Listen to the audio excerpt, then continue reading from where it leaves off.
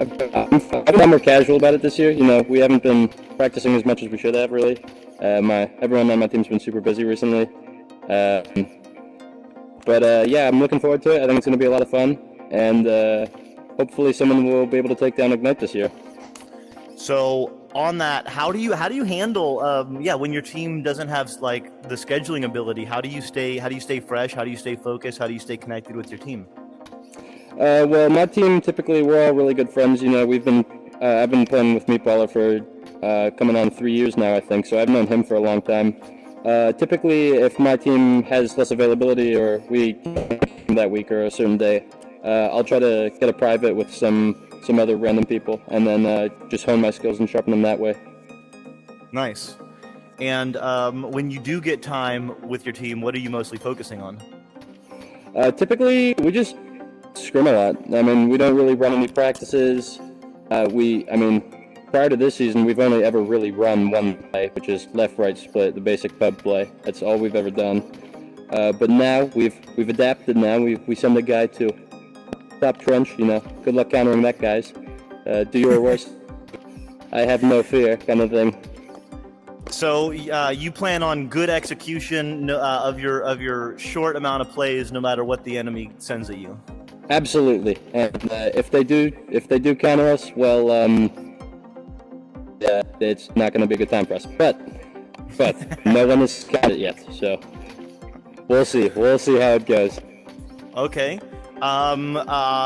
So looking at the schedule, you know, what team are you? Any teams that you're like a little bit shaky on or worried about? Me personally, no, because I'm like I said earlier, I'm feeling a lot more casual about it this time around. But I think the dark horses of this Challenger Cup are definitely the Denver Raptors. They've been kind of crazy recently, especially in scrims. You know, they've been grinding a lot. I think New York Kings are in the work, and they've improved so much since the start of the season. Cool. Anything you want the fans, the other teams, anyone out there to know before the finals? Just wanted to say shout out to my homeboy Miguel back at DC, and yeah, that's it. All right. Ow. From Spaghetti, y'all. Give it up. Season 4 finals. Spaghetti's coming.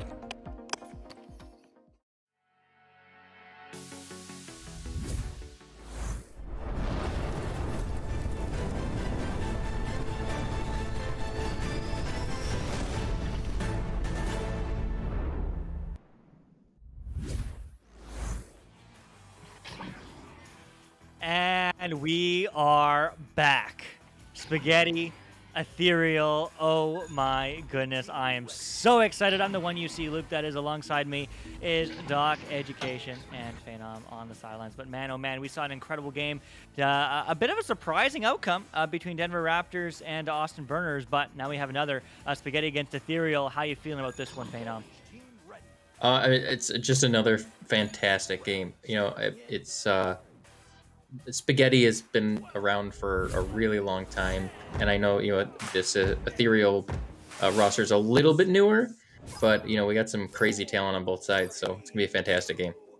Certainly will. Neutral Ghost, we're in it. Doc, take us in. Okay, wow, just like that, jumping in, and it looks like Meatballer has the disc right now, but tries to send it over. Connemara Chaos in the area, but can't quite get it. KFC gonna take a shot. It's gonna be picked up though by Ow. Yeah, Ow trying to send it one out now, but it's going to get picked up here by KFC. Ethereal. No, stolen! What a shot! Moonphase coming from space. 27 meters out, 3 on the board for Spaghetti.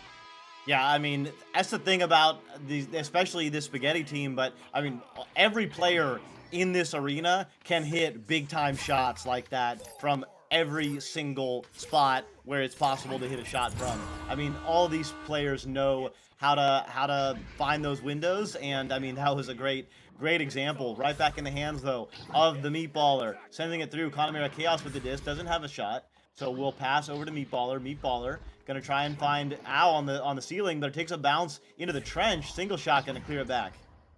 Yeah, clearing it back now, but as it bouncing erratically, will get picked up here by Ow. Ow looking for the long bounce. Reverse boop.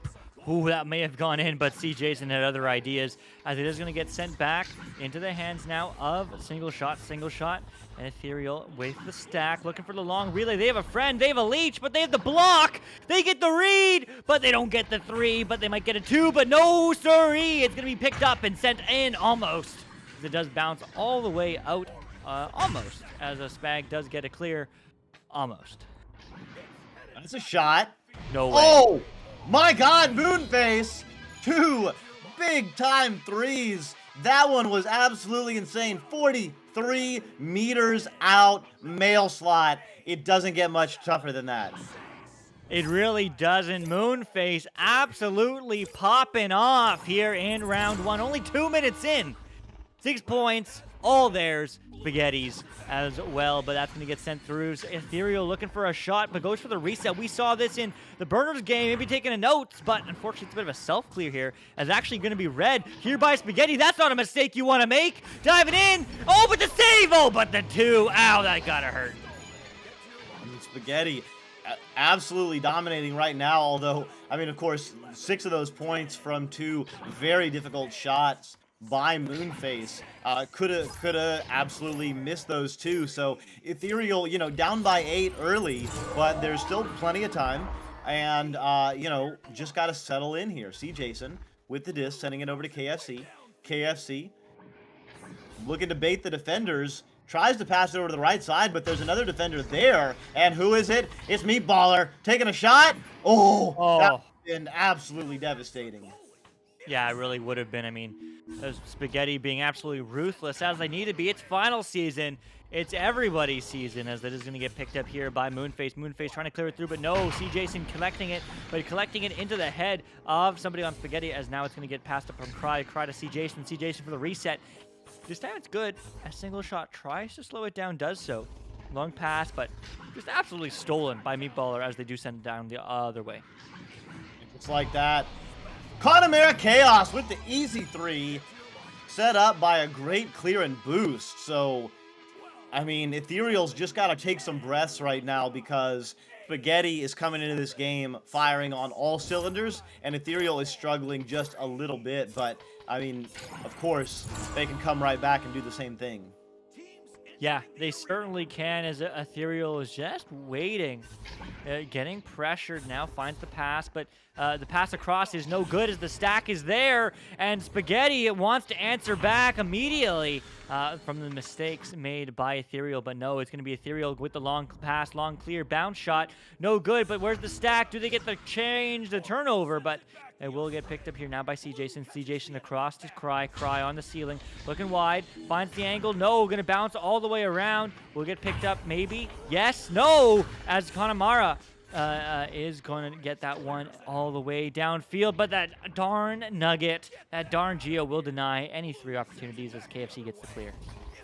Yeah, that little, the smallest Geo in the entire arena is responsible for a lot of stop shots on those long ones. Meatballer in the field, but KFC says, I don't think so.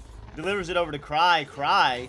Oh, can't quite clear it though, and it's going to be back in the hands of Ow and Spaghetti. Ow delivering it to Moonface. Moonface over to Connemara. Connemara, who's it looking for? Moonface maybe? Ow maybe? No, got missed. Missed and saved and saved and saved. See Jason insane as it is going to get sent through now by Cry. Long shot all the way downfield, but do they get a hand? Yes, they do. Do they get 2? No. Yes. Maybe. Oh, see Jason finally got there. 2 on the board. Ethereal breaks the silence. It's good to know that C. Jason is calm and cool. Maybe a little bit too cool with those couple of shots. Almost gave up the opportunity. I mean, only down 9 now, 4.5 minutes left. Team like Ethereal can pour on 9 points in a couple of minutes, easy. So, plenty of time, and that's exactly what they needed, delivering it down low. There's a stack together. Oh, but right there was Ow, right in the right place, and that hurts if you're Ethereal. Yeah, it really does. That's going to get sent downfield again now. I mean, this clear game has just been incessant from both these teams, but for good reason, because it's going to get pocket picked. The back pass, no good, but the steal even better on the backboard, and with pressure, Meatballer Oh man, 13-2, 11 points up, Spaghetti. Yeah, everything going Spaghetti's way right now. I mean, they're just in the right place at the right time. The disc is bouncing right into their hands. I mean, they're doing everything right as well, hitting these big time shots. And Ethereal now trying to make a move. Cry with the disc, delivers it down low. It's going to be single shot. Moving over to the left side, KFC with the Dusty. KFC going against the whole team, 1-on-4 with the big time shot, 7-meter 2. Unfortunate that didn't count as a 3, but exactly what Ethereal needed. Yeah, from Spark, 7.2 meters, so unfortunately 80 centimeters too short. But nevertheless, I mean, a phenomenal bit of momentum here from Ethereal. As it's a 9-point game, I mean, a couple threes would make this a very insane game, but it's going to be Spaghetti looking to change this one all the way around as they do get a hand, and they do find the high pass. Everyone on the ceiling looking for an angle, but looking for a shot instead, but C. Jason says, no way, as it is going to get sent right back. As it's going to get picked up here and sent through now by Ethereal. Slowly but surely, no, they're just going to juke. Yeah, passing it over to C. Jason, trying to deliver it through, but it's going to bounce off that root Geo right into the hands of Connemara, who backs it out to Al. So Spaghetti will set up their offense moving slowly. Spaghetti under some great control. That's a big-time shot. Oh, but catching up to it, KFC. Yeah, KFC getting a hand, sending it down. No, C. Jason looking for the angle, finds the pass. Single shot juking. One low pass, but one too many as it's going to get picked up here. But again, off the Geo, but a bit of a self-pass. KFC, dare I say, intentional. Pass cut across, diving in. The shot, it's good. Just like that. 6 on the board, 2 minutes left.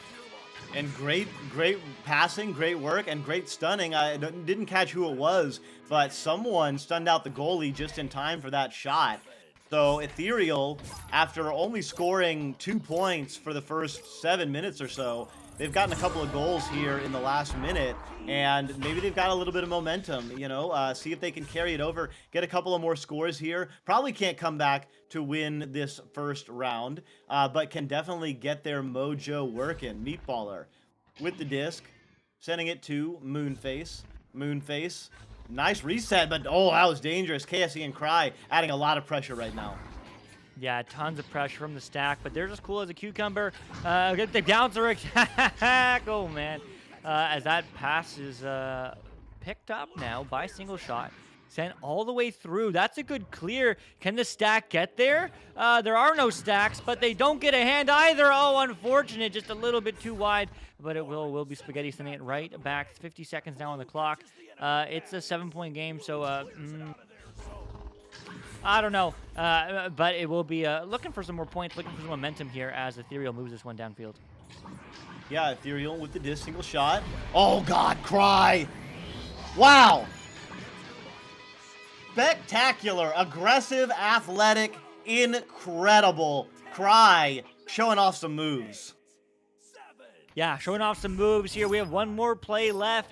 Who is going to take it? Maybe no one. Maybe this will be the final score, but Ethereal would love that momentum moving into this next game. They've woken up.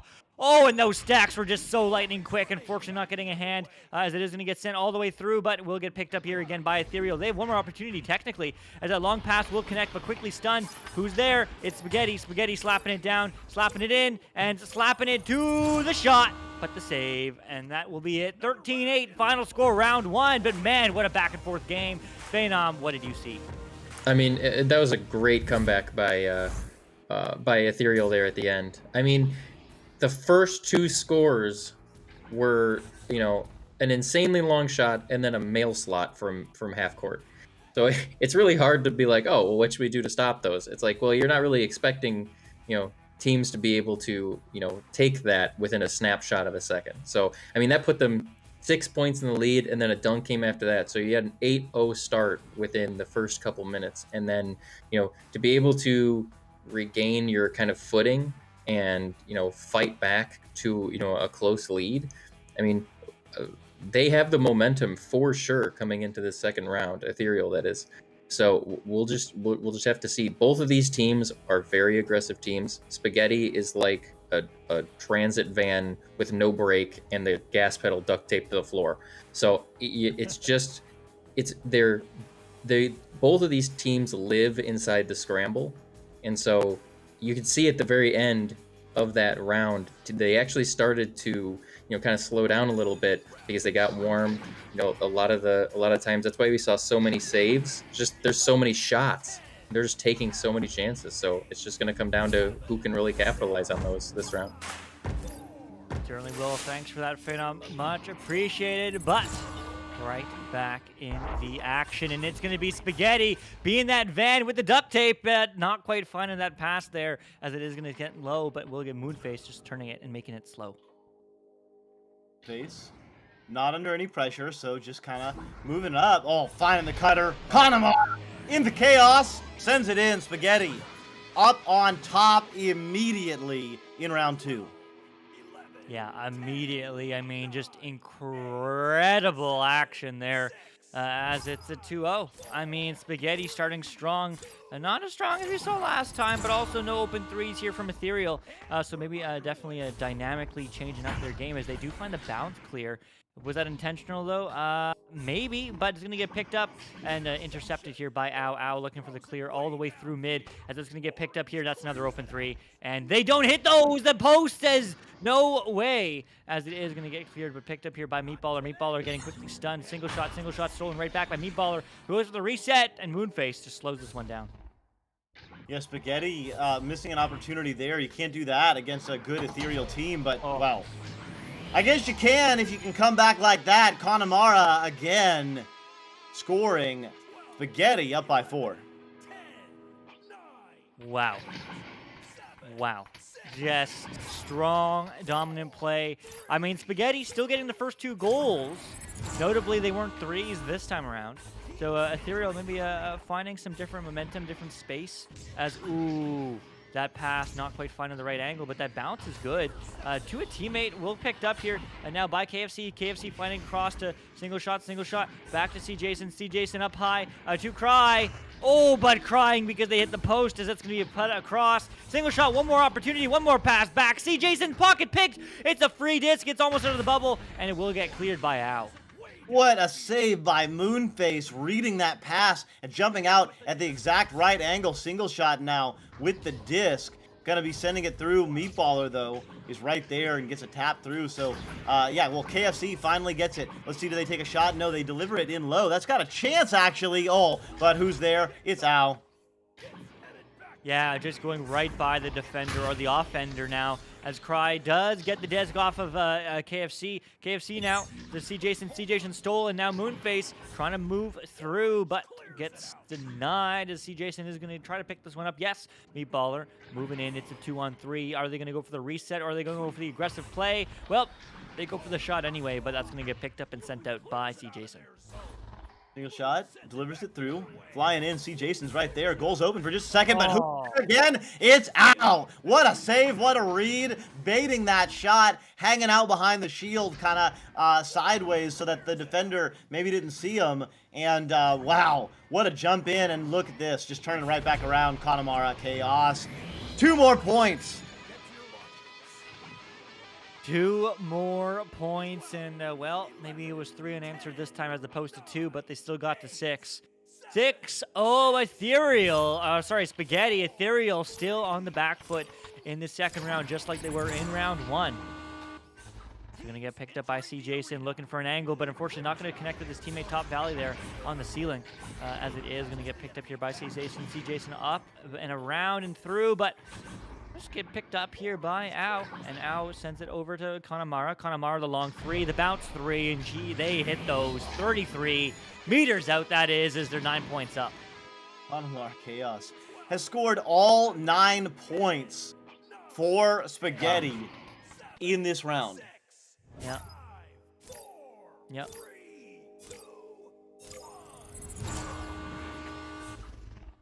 Yep. Well, Connemara Chaos, what can you do? Well, Meatballer can do it too. The bounce, but no, it's a little bit high. Is not quite finding the angle there, but is going to get picked up here by Single Shot. Trying to fly that one downfield, but it is going to bounce. Not quite into the hands of Blue just yet, but Ethereal slapping it down. KFC to Single Shot. Jukin finding the pass back, and now to KFC. KFC looking for a pass back to Single Shot. to the backboard, and to the back of the net, just like that. Ethereal puts some points up, 2-0, 2-9. Okay, well, much needed.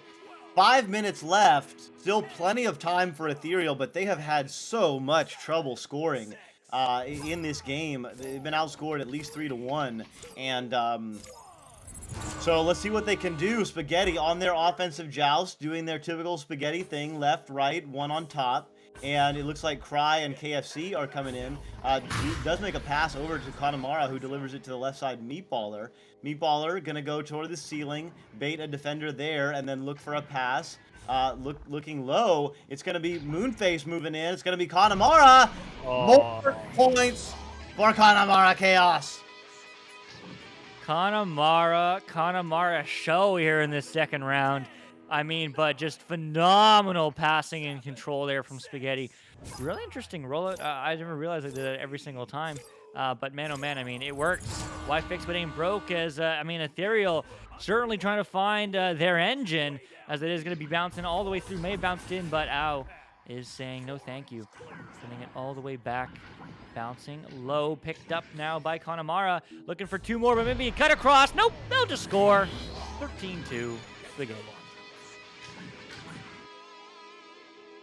Connemara pulling a game dash right now, scoring all of the points for Spaghetti in this round. 13 points, and I don't know if it's on purpose or not, but Connemara is absolutely delivering when Spaghetti needs it most right here in the finals. Cry back to KFC, back to Cry over to see Jason to single shot. Everyone's touched it. Now it's time to score, but who's there again?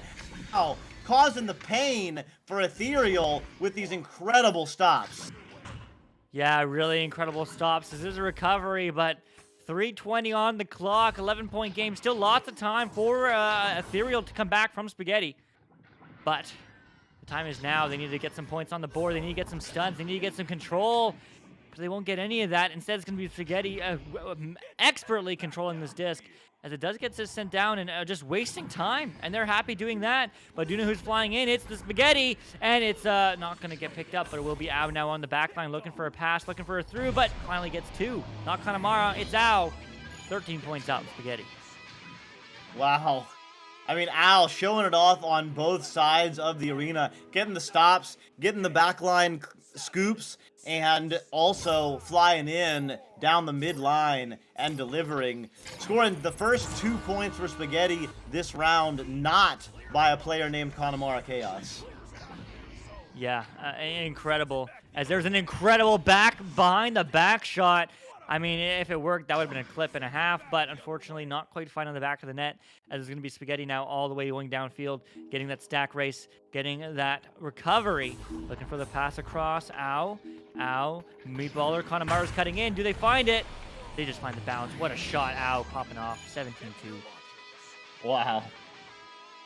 Ow. Finding that pyramid-shaped geo that bounces off the backboard, so call it the cone.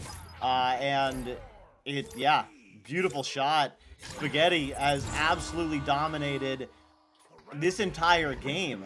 Ethereal, yes, they've missed a couple of opportunities. You saw on that last possession, there was a 3-point opportunity, but the game was, I mean, this round and the game already over. The opportunities for Ethereal just few and far between.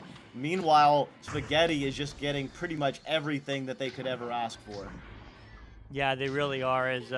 Well, I mean, it's going to get sent far down again. Ethereal trying to get control, but the recoveries just aren't there. They're not finding the disc. I mean, even if they pass it back to nobody, Spaghetti's still there. They're just in the right place at the right time, finding the right options. As it is going to get sent low now to Meatballer. Meatballer going for the long clear. No way. Not quite finding it, but Moonface does. 19-2. We're only 3 points away from Mercy. Yeah, and still time enough for it. Ethereal just gotta be feeling a little stunned. This game has been saucy. Spaghetti has absolutely tomatoed the competition, and that's not going to be enough See, Jason, I will avoid the mercy, but Spaghetti delivering early on, and this bodes well for Spaghetti's run.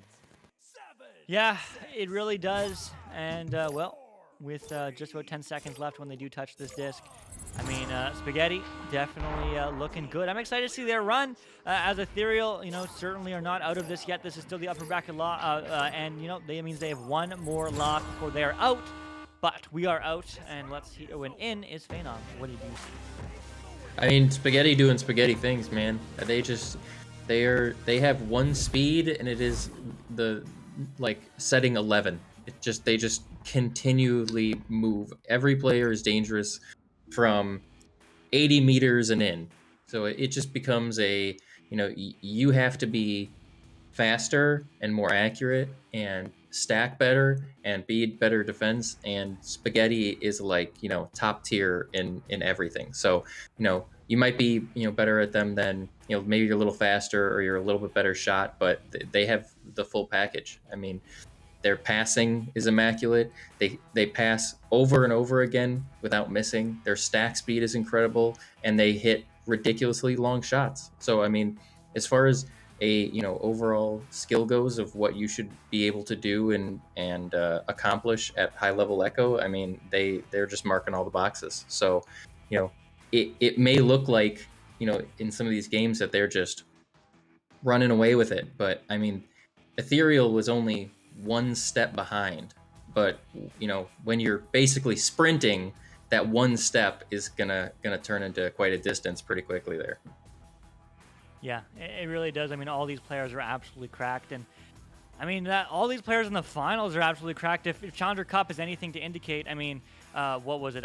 Something like over half the games went to round threes, right? I mean, these teams are incredibly competitive, and even though we saw two rounders here in these both games, I mean, it still was super close. These players, and it really could go any way, any day. But this is the day that it matters. So, I mean, great job from Spaghetti, a great job from Burners earlier. But, I mean, Doc, any last words on either of these games before we go to a quick break? Warming up. We are just warming up. Bangarang Ignite is going on. Bangarang nearly took round one, and they are fighting hard. It's still alive in round two. Redshift struggling a bit against the Kings, but there have already been some upsets in the brackets, and I think there's going to be some more. We got a matchup coming for you next, though, because assuming Ignite wins, it's going to be Ignite against Austin Burners coming up right here on Venues just next. That one, it's anyone's game. You just watch. It really is. Doc and I and Phenom are unfortunately done here on Venues here today. Phenom, I think, is done for the day, but Doc and I will be heading over to VRML 2 to cast some Echo Arena action over there and joining you folks on Venues, on Facebook Live, on YouTube Gaming, and in Twitch. Will be the OGs, Sir Dimwee and Palador, who was hanging out around with us in chat here on Twitch in just a few moments. So don't go too far away. There's some exciting games in store here on Channel 1 and on Venues. Much love to all of you. Much love to our sponsors. Much love to Spark.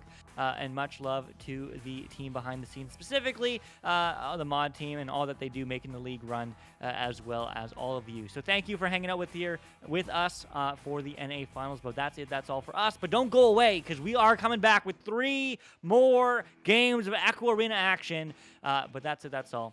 We'll see you soon.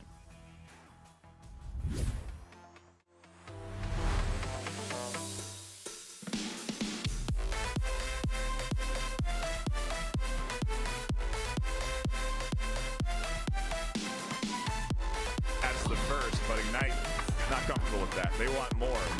Good steal comes in from there. Ryan fires it in just over the top of the goal. A quick rebound from Jay and a backboard shot for 2. And there we go, sealing the deal. Certainly either team could get more points. Bit of a morale boost if Bangarang can. But when they come out the tunnels, 13 seconds remaining, they're going to need to act quick.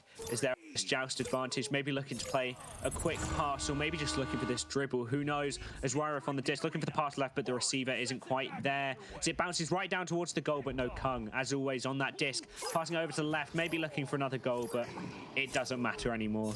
As we see Ignite taking 2 rounds off of Bangarang, but Bangarang certainly putting up a fight. I mean, there's a lot to digest here. You know, this was, in my eyes, the big question of this tournament. How will Ignite play without Game on the roster? Dash being that.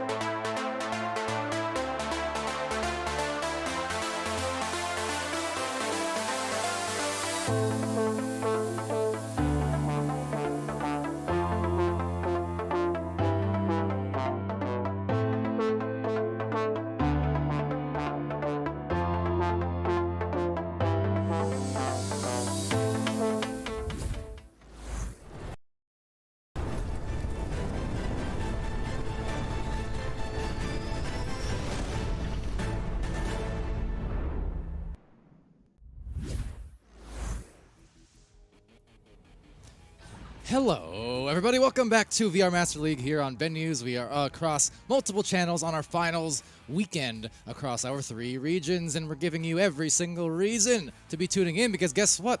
This is Venue's first look at Ignite, the back-to-back champions here in VRML North America, coming up against the ever-strong, the ever-dominant Austin Burners. So watch your back, the back burners, am I right? Tried to avoid that one, but I see you guys in the chat, so don't be too salty. That said, I'm Palador here with Sir Dimwee. We've got Glee in the sidelines. Newton Dad is somewhere over here, over yonder, watching over us all. So that said, Dimwee, how is it going? It's going good, and you know what I expect here? You know what I expect in this game? I expect the burners to turn on the afterburners and really kick this one into gear. No, you said back burner. I went with, actually, the words of the name is afterburner. That's where the burner's name actually comes from, is from afterburner. And I wanted to one-up you. I only this one time, though. This isn't a challenge. I just wanted to get you, what? I already did that one in the Twitch chat about 30 minutes ago, so. That doesn't count. When people watch these vlogs back, they're not going to see, oh, no. No. You're not going to call low-hanging fruit. You're not going to claim low-hanging fruit. That's not how this works. No. Declined. Plagiarism. Declined. For Outright the record, declined. For the record, I also invented the word plagiarism. It's mine. That said, that's what I thought. Gleen, how are you feeling about this one? Now you just saw Ignite on the other channel, right? Channel 3 or 2? I saw the New York Kings. Oh, that's right. I saw the New York Kings, and the New York Kings were so you were just observing. Yeah. You were observing Ignite with us, because I know they had a pretty close series there with Bangarang. Yeah, it's in surprising fashion, Bangarang with 15-13, almost taking that first round, something that we don't usually see, as Ignite has, again, like you guys said, been a stable, just ridiculously performing team, never lost. So we are getting into this first round here, so I'll send it back to you guys, but exciting games. Yeah, absolutely. So always happy to be here. Welcome again. This is day 1 of our 2-day extravaganza of finals matchups here. Ignite again, the reigning, defending champions across the last few seasons of VR Master League in Echo Arena. But Austin Burners here representing NEPA will take a first shot, though, going against them. Jay Walker has the open locker, and that is 3. Gonna put a hurt on them. Yeah, it's a quick first goal there. 13 seconds in. Ignite is gonna get this. The first points on the board there. A long 3 there. Jay Walker getting that one in. So Ignite making their presence known here against the Austin Burners, who are set to have Ignite's number. And I'm waiting to see if that's the case here in this match. This is a matchup I've been looking forward to. I mentioned it in the pre-show. This is the one I've been waiting for. Absolutely. Well, the wait is indeed over, and we still got so many matches here yet to come across these 2 days, but right now, we were talking a little bit, how unusual would it be just to think Ignite might even have a chance at being in the lower brackets. That said, causing quite the racket, it's Swag War. Gets the first couple of points, and you mentioned Swag quite a bit in the pre-show as well as one of those players to look out for. Indeed, he's one. You know, I had known Swag not from his play, just from around the community. Him sending me random messages in DM over the months and years at this point, and he was always really looking for. He was really searching for the right team, and I think he found the right team with the Burners. Is now the Law gonna get that one, a turnover here on Ignite. Burners in possession ostensibly. This one gets sent in, picked up by Mozzie. Mozzie not gonna take that shot. He kind of had the lane, but maybe a little bit too much pressure around him, as Crum is going to scoop that one back to the far side. There's still an opportunity here for the Austin Burners, as Mozzie's going to back this one up lightly. Pulls that defense out, sends it across, somehow gets that by the defense. The Law sends it across. They get it. They got the 2 on the board. Austin Burners are in the lead. And Swagwar doing the job twice in a row now for the first couple of points, assisted there by the Law. And the Law, how's it going, buddy? It's me. No, buddy. He'll get that when he watches later. Anyways, back to the joust here, and at the offensive approach will be Dash. Again, part of that Season 1 Ignite roster, then Joker at the time, but when they won their first championship. So certainly some chemistry, lots of chemistry here, historically speaking. Oh, yeah. Yeah, a lot of chemistry here. Kong, though, under pressure. Swagwar gets his toes, but that's going to be a send back there to Dash. Dash is pulling off the ender, gets this one up to Kong. Kong, though, stopped there by Mozzie, who gets that one cleared out of the bubble towards mid, but collected by Jaywalker, sending this one right back in. Kong there, they now have a numbers advantage as Swagwar stunned out on the back line, and they bring that one in. They get it for the 2. And Ignite has got another one on the board here. They're back up by 1. Yeah, there you go, and you would expect to see, Ignite being able to put up a lot of points here. Normally, these are one of the few teams who pretty consistently can hit that 20-point mark in any given round. It's a hard thing to do, and usually the team who does it first when it happens is the team who's going to win. Very, very rare to ever see a game have 2 teams hitting those upper teens or 20-point marks. So you expect them to score a lot. Oh yeah, absolutely. Swag across the crumb there. They're playing on the floor here. Basically just a setup, as Ignite was already kind of back on defense. So they were just allowing some time and space for the teammates to get into position, which now they are. So Law brings that one in. Big stop there. Kong sending it out of the bubble. Jaywalker is not able to track it down. The Law gets a handle on it, but now taken by Mozzie. Mozzie, as Dash gets stunned out. It was a shield from the Law. Mozzie goes back to the Law there. Law, far side on the ceiling. Send this one behind the goal there to Swag. Swag looking for the cut. Hits Mozzie. Mozzie juking around. Sends it in. Hits it for the 2. Austin Burners are back in the lead. And Law that time kind of body blocking on Kung in the goal. Well aware of the rest of the teammates doing some work right behind. And just trying to, distract and clog the vision just a bit. Of course, Kung, one of those players who you saw one save there just about 30-45 seconds ago, but I guarantee you across this weekend won't be the last save you see from Kung of that sort, because he will do that to you all day and really comes up in the clutch so much in these finals situations. Speaking of clutch, that's a turnover there from Ignite to Austin Burners. A big opportunity. Jaywalker gets it back, though. Sends it in. It's loose. Mozzie trying to get there. No stack. Ryan, lock shot. He don't miss. He don't miss. Reliable Ryan. Rhino, of course. Sans the Rhino these days, but still reliable. Gets that one in 19 meters out. Not Rhino, but no Rye? Yeah? I don't know. Point is, he's making that bread. Goodness. Never you mind me, Dimwee. Sleep deprivation's a thing. That said, it's the Law here to Mozzie, and up the floor they work it up to that double diamond, as a double stun in the tunnel will actually enable some potential numbers here. Looking like Austin Burner's gonna have that one-on-one, but guess what? Ringing the bell, that is stunning on the dome, is Kung. Well aware of the dive, and it is out of there. Yeah, I'll send up Jaywalker near side. Under pressure there by Crumb. Jaywalker sending it across there to Dash. Dash has a lot of room, going to drop himself to the floor there, then back that one up to Kong on the back line. Kong going to cross it up to Jaywalker, who's hanging out on the back line. They kind of have a numbers advantage right now if they press quick enough. I don't know if they're going to really be able to take advantage of it. Not quite. Big stop there. The Law trying to send that one out. Gets caught in the trap. Now in the tube. Chrome getting there. Chrome had the the trampoline. He's hopping on his way in there as Chrome is going to collect it, send it back to the back line on that reset. All right, well, indeed, hopping about. They're only down by 2 points. There's still 4 minutes left in this first round. It is a very tight matchup. The bounce pass successfully being Mozzie, and Mozzie trying to get it through the absolute clogged lane that was right at the barrier and in between. But no one's able to really retain possession of that disc off of that near turnover, so it goes back here. Again to the Burners, who line up some more offense, slipping by the fingertips, but no! Gets it on the second try. There's Dash, and dashing away those hopes as they go right down that left lane. The weaving they were doing on some of those passes, open goal opportunity there by Kong off the shield. But the way they slipped in some of those passes by the Ignite defense was really something special, as Ryan is going to be able to collect this one on that defensive chain. Jaywalker setting this one in. gonna get a good bounce there. They're in the area, but the second bounce off the exit tube, the launch tube was a little awry. That's why they were kind of not anticipating that. But they do recollect here. Still up by 2 is Ignite, as Kong is gonna slow this one down on the back line. You know, awry means ouch in Ilocano, I think. Anyway, Ryan here to the back line to Kong on the reset.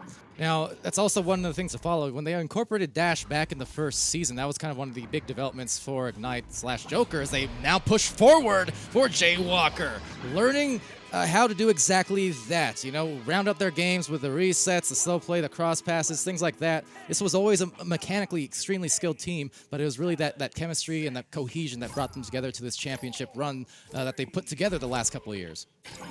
Awesome Burners just pulled out the 1-2-1 on that bubble defense. Just wanted to point that out. They had the 1 out deep and sent the chain on the pressure pass. It didn't work out for them, but that's basically what that is.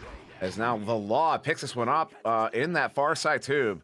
2 minutes to go here, only a 4-point game. Ignite in the lead. Oh, Jaywalker got it, but only for a moment. Law sends it up. Chrome setting it up. Swag War again. Gets another one in. That's his 6th-point third goal. And Awesome Burners are back within 2. And Swagwar giving a throw back there to Redshift land with some more dunk metas. Of course, a lot of these players, in fact, all of these players just out, I'm pretty sure. Meeting each other there and just a few months ago before the season had started. So, you know, some familiarity certainly both in game form and in real life for that matter. As a nice hit, we'll put them within reach, didn't we? And it's still anyone's round. And certainly, if they can get the disc back there, would have been even better for them. But alas, not meant to be, as they will take it back for Ignites with just over a minute left. That's a long shot. Oh, it's off the barrier, but collected there by Jaywalker. They're not going to miss that. In for the 3. That's a 5-point lead now to Ignite. Back up by 5. Awesome Burners still, according to the numbers, 45 seconds. They are still in it. They have 25 seconds. Score 2 goals. One of them needs to be a 3 against this Ignite team. That is a tall order, but even a single goal here to get that momentum at the end of the round, to get that confidence going into the next round. Ooh. Oh my goodness! Ooh. Oh my goodness! Oh man! So they were able to get the 3 off of that roll. I'm not sure. Tell me, Dimwee, intentional or not, that took some wild bounces, but it just happened to meet the right hands in the right place. It took just a really fortunate bounce through the tube and hit the right hand. Mozzie just slams that in for the 3. It's just 17 seconds. They're in the area, not able to get that intercepted. It's in that far side tube. Does get by that defender, the intended target. It's loose in the bubble. Will be picked up by the Law. They have 8 seconds. They have to work quick. They send this one in the near side tube. This one is down. Is anybody going to get to it? It will be Dash sending it away. Good scoop. Ignite will be taking the first round, but the Austin Burners were that close. I got a headache. Glean, what did you see? What a round. I saw one of the craziest rollout turnarounds I have seen in a while that could have ended up in a tie. Wow. The ending to that first round, absolutely insane. Both these teams playing very, very well so far. We see Ignite going for a bit of slower play, which is a bit uncharacteristic from what if you were to watch some of their other games, you normally see them play very, very fast. They're able to score in flurries and just snowball so quickly, but here opting for a bit of slower play, but that leaves room for the Austin Burners to play up to speed and play their game. So they're getting some points on the board here from their speed, from their breakdowns of the defense, and able to score a well matched up game here between these two teams. I'm excited for a second round, especially with an ending like that one, and hopefully good things to come for, and hoping for a third round, quite honestly, between these two teams. Yeah, thank you, Glean. That, you know, all but a guarantee we're going to see continually in this stream this type of play. I think for Ignite, and again, I know running without game at the moment, but at the same time, this across the seasons, this is the most work I think they've had to do in the first 2 rounds of a tournament for them. I mean, they are, with Bangarang, the first round was also, I think, 2-point differential. Yep. I mean, same thing here. It is right neck and neck. So, Dimwee, I'm expecting some interesting developments here the rest of the way as we get started again. I'm expecting to see the Afterburners kick into gear here. Oh, my goodness. Sorry. The Law sending us up the swag board. There it is. Woo. Mozzie. Mozzie. That's all I got. Mozzie. Mozzie at the full extension there of the wingspan. Just got it into the dunk. Nice hit. Put them up first again, so they are not stopping despite that close loss. They are still putting on, as you said, those after burners and such. So pedal to the metal, didn't we? Pedal to the metal indeed. There's Ryan with it here at the Ceiling Valley. Don't know what to call that. Ryan, I'm just making stuff up at this point. Ryan setting us one up to Jaywalker. Oh, nice cut. Oh, the ding. Uncharacteristic ding. And this one's going to be picked up by Mozzie. Mozzie sending us one out. Oh, just Ryan right there. They were quick to respond on that. As Ryan sending us one up to Kong. Kong. Oh, good grab there. Chrome sending us one near side. Good chain there. The Law picks it up. The Law sends it out. Is that going to be on? No, it's going to be low. Very near. They get it in. Austin Burners are up by 2 goals. Law getting it done and could not waste a single split second further because the Ignite stack was already retreated. And those goalkeepers, I mean, between Kung and Dash also, who one of the most well-known and most veteran elite goalkeepers of the original month and years of Echo Arena. Dangerous. That said, so is Ignite here. They do lose it, but get it right back. If Jaywalker hadn't stunned out Chrome, if that went the other way, this would be a very different game. As Ryan, they've got a 3v1 here. No trouble bringing it in, plants it for the 2. Dings it on the way in, just let everybody know that he is in the area. That is, once again, Reliable Ryan. 2 minutes in, the Ignite's still down. In the area. I think that was one of my phrases that I said all too much once upon a time. But giving me flashbacks here, and at the moment they're trying to get back into the match, is Mozzie. As we said, they got to keep the pressure on. That's the biggest thing versus this team. They don't want them to have a chance to calm down. Now, diving out of the goal, that could have actually been very dangerous, but was unable to find an angle on the shot, and Ignite does retreat back to the D, as it will be the Law from just beneath that boot, or the root, rather. Now seeing if they can find the shot off the pass, but a shot to the skull, and that is back out to the pack on that sideline. That was just a beautiful read there by Jaywalker. I mean, I saw the player coming in from the shoulder, but I didn't expect anyone from Ignite to see it, because it's a very different angle that you get, a different perspective. As Ryan gets his pocket picked by Mozzie. Mozzie clearing it out, but in the hands of Dash on the back line. Dash sending us right back into the hands of Jaywalker. Jaywalker back to Dash. They play a little give and go, a little back and forth here. No one in the bubble.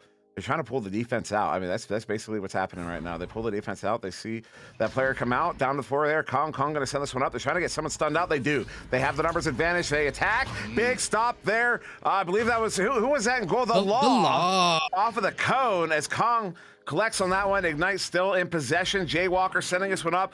Ryan on the ceiling, off of a head, down to the floor. Are they going to get this one away? No, too many stuns coming out. Jaywalker gets it collected and just kind of shovels that one across. How does that connect? Oh my goodness. Man, off the walls, off the bounce, off the head, and then they get ahead, or at least get a tie. And as importantly as anything, it will be a score finally. 1:24 off the clock. Took a while to find it, but the persistence it pays to the tune of a couple points and loose change. 4 minutes expended in the second round and right back into it. As it's a catch quickly on the rollout. Actually, so dimly an opportunity as Chrome sends it off, but they are going to opt, looks like, for the back out. They may have had numbers, but now it's back to the 4-on-4 in that bubble as they had to spread it out and now work their offense a little bit more slow-paced. Yeah, they only had a little bit of time to work there. So they wisely backed it out, but Chrome setting us one up. Just nice. The reads here from Ignite in the bubble. Oh, so close. Jaywalker gets that one and sends it away. The reads from Ignite in the bubble are on a next level. It's like they know exactly what the Burners are thinking about doing before they do it. As Kong has this one here, Burners are going to return on defense. Good play there. Mozzie looking to track this one down. Does. Picks it up here on the near side wall and looking for the lane to clear it out. Does get it to Swag, where Swag, though, stunned out by Jaywalkers. Jay saw that play coming to fruition right in front of him. Chain gets together there on the back line. They're going to start pressuring here. No, they're going to back out. No, there it is. The forecheck for sure is there. Starting to feel the pressure as we're halfway through the second round. Still a tie game. Kong with it on the near side. Walking in with some speed. Gets the 1v1. What a stop there, the Law. And that one's going to get slapped away by Mozzie. Oh, another good stoppage here, but another rebound it looks like as Ignite gets on the way, maybe trying to make that play into the bubble. The defense attempting to retreat fast, and they do, trying to kick it into new gear and a high gear as it will be only 4 minutes, 4:44 left. And with that, Dimwee, we're tied at 4-4. This is really low scoring considering the rosters we have here, but again, it's never for a lack of intensity, but you can see all these attempts they're trying to make.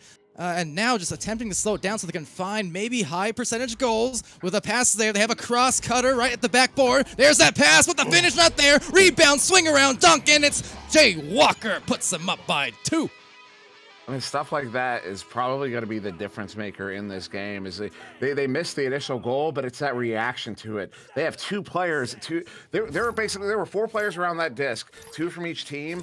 And it was the 2 players only. It was only the 2 players from Ignite that even reacted to it. And it's stuff like that that's going to set that team apart. That's going to push them over the edge as it has for years now at this point. But ascending there, Chrome. So an opportunity here for Burners as they're in the offensive zone. Finally feeling the pressure. Big stop there. Kong trying to set it away. Hits off the barrier and it gets slapped away by Dash. So it looks like a blue chain going to pick it up. You know, I can't tell whether they're just trying to bait or not, but on a couple of these rollouts, I have noticed it seems like Ignite is leaving the goal at times, like they're diving straight out of it, and where there is a slight window of opportunity to shoot it. It's not a large one, but they've done it a few times. You can see it right there. So again, so maybe it's not a bait. I don't know, because I'm noticing this the last several minutes. They keep leaving goal, but no one's rotating in time, at least on a lot of opportunities. And that time, they got punished for it. And it's almost because you see he came out. I was watching it back on the delay. He definitely came out to attack that. I think he thought he could win the race, and I think maybe the teammate thought as well. And it's, oh no, a disruption here. This one's loose, far side trap. A good scoop there from Austin Burners. This one's into the bubble. Chrome is in the area, alone, uncontested. The Austin Burners have retaken the lead with 2.5 minutes to go in the second round. No time like the present. That shot was a gift. It was just open enough to slip it by before the defense could retreat. And now the onus is back on to Ignite to come back. The thing is, we saw this during the regular season. There were many a times where Ignite was at risk of losing rounds. I think they actually did drop one to Burners early on, right? But they do have a tendency to be able to come back despite it, even when you think they're about to lose. I'm pretty sure the only round they dropped this season was to the Burners. Yeah. So I mean, yeah, notable, and that's why I was so excited about this matchup. You see it; it's working out in the score here. 2 minutes to go. Ignite playing.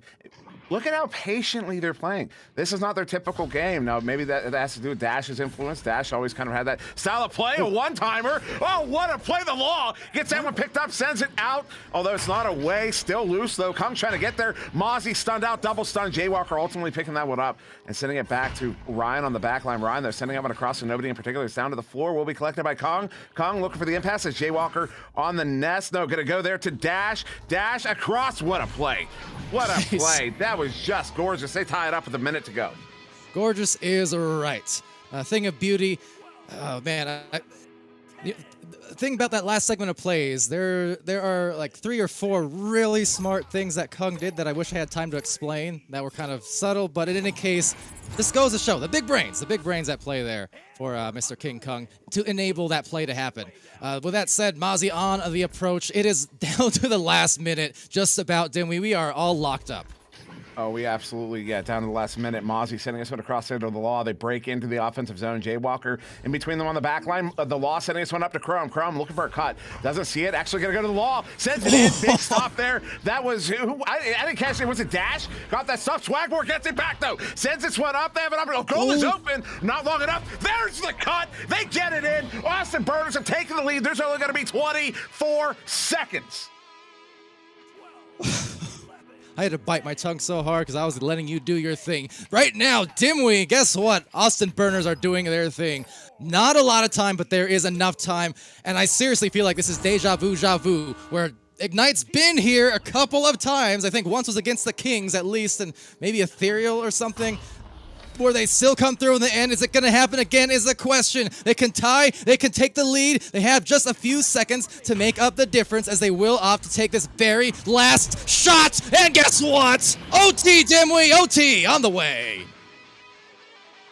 I have never felt so tense watching one of these games. It's been a while. Oh my goodness! Literally edge of my seat. Literally, I'm sat up. I'm nowhere near the back of my seat right now, as these teams line up for this overtime. Oh, to be in the Austin Burners comms right now, could you? I can't even imagine. You guys probably dead silent as we start. Oh, this overtime, Palador. Oh my goodness. All right, well, let's see a quick launch here. That's going to be a good read on the disc. Now they need to find that pass. A shield, a dive out. The goal is open again just momentarily. Good contest as Chrome now spaces the floor. They need to breathe. They know this is their one opportunity to send Ignite into a third round. And in the final situation, they need it. They need it indeed. As the law is going to juke around. They did it! They did it!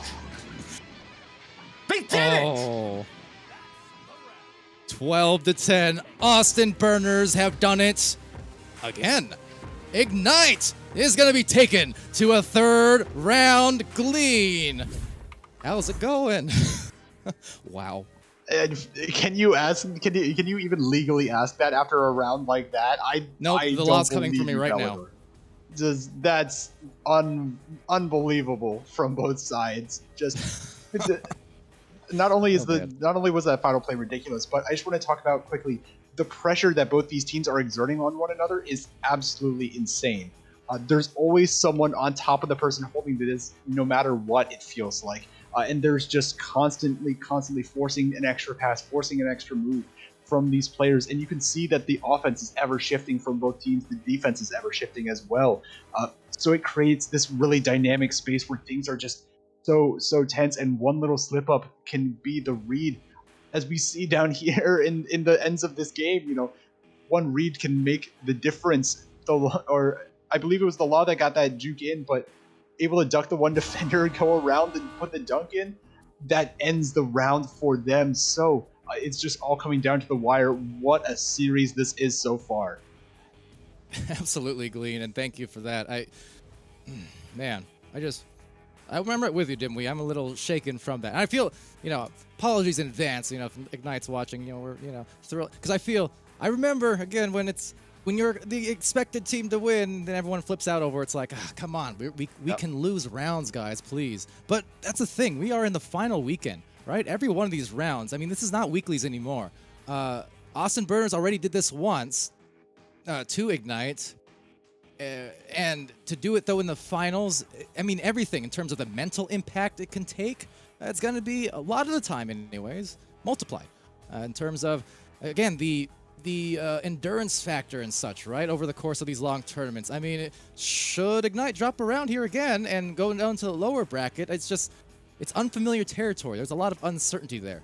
But that's all just questions, and I have no predictions. All I'm saying here is Austin Burners, they have definitely done something that few can lay claim to, regardless if it's game or dash in the roster. We're talking 2 years worth of excellence from this team at Ignite.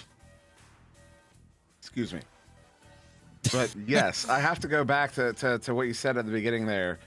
It's kind of the curse of being the best. When you win everything, all everyone's going to start looking for is you to lose. And it's kind of a bittersweet thing. You've earned that. It's something you earn, but it's something, it's like that it's the double-edged sword of being the best, is people are going to watch for you to lose. And that's why right now is the time to get your friends in here. Time is now? The time is now. Get your friends in here, because Ignite doesn't lose that often. You're going to want to see it live. I know somebody's mother is watching right now, and I apologize. I know your kid's playing. I have so much respect for you as a parent. You raised some awesome children. But now's the time. Get your friends in here. Get your teams in here. This is the round to watch. It doesn't matter who wins this round. This is going to be some of the best Echo Arena you're going to see all weekend. Until the finals, of course. Guaranteed. Yeah, absolutely. Look at the scores. Look at the 13-11 decided by 2 points. 12-10 decided by 2 points. So I'm not going to offer predictions, but I concur with you. Either way, the intrigue is pretty much at an all-time high, and I think definitely Twitch chat, no doubt our venues viewers, Facebook Live, YouTube Gaming, wherever you're tuning in from, right place, right time. Yeah. The time is more now than ever, but That said, I know the excitement is certainly in the air because no matter what happens, this is the summation of months and months of work and scrims and practice and VOD reviews all coming down to a condensed one weekend event. So it's all incredible to watch and to cast. It's a pleasure. You know what's crazy? Me? We're only halfway through the night. We still have so much. There's still 2 more games after this one. Yeah. Oh, man. Then OCE finals later on, EU again tomorrow, and A again. It just goes on and on. Clock keeps ticking. The time keeps nowing, Dimway. The time keeps nowing. Somebody quote that and paste it everywhere. As looks like we're gonna get another extension. I don't know if we. I don't think we can take another extension. I didn't catch what exactly happened there. Yeah, that's not. Well, doesn't matter. We're here for a good time. Yeah, it doesn't matter. Casted Echo. They are, I guess, taking another intermission. Hopefully, there's no You know issues what? there. I'm hoping. You know. You know What? what? Yes. Now No, that I don't know. with so many people here right now, now's a good time. We're trying to hit 2.5K viewers on our YouTube channel. I'm pasting a link in the Twitch chat. But you get, if you're not in the Twitch, if you're on the YouTube or Facebook, if you're on YouTube, Facebook, I sound like an old man. You be quiet, camera person. I'm sorry, that was rude.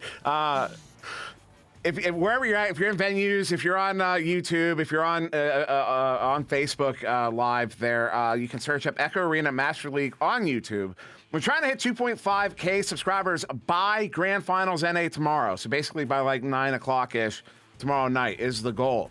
I think we can do it. The bump we got this morning from EU, we got about 15 new subscribers in a matter of like 2 hours.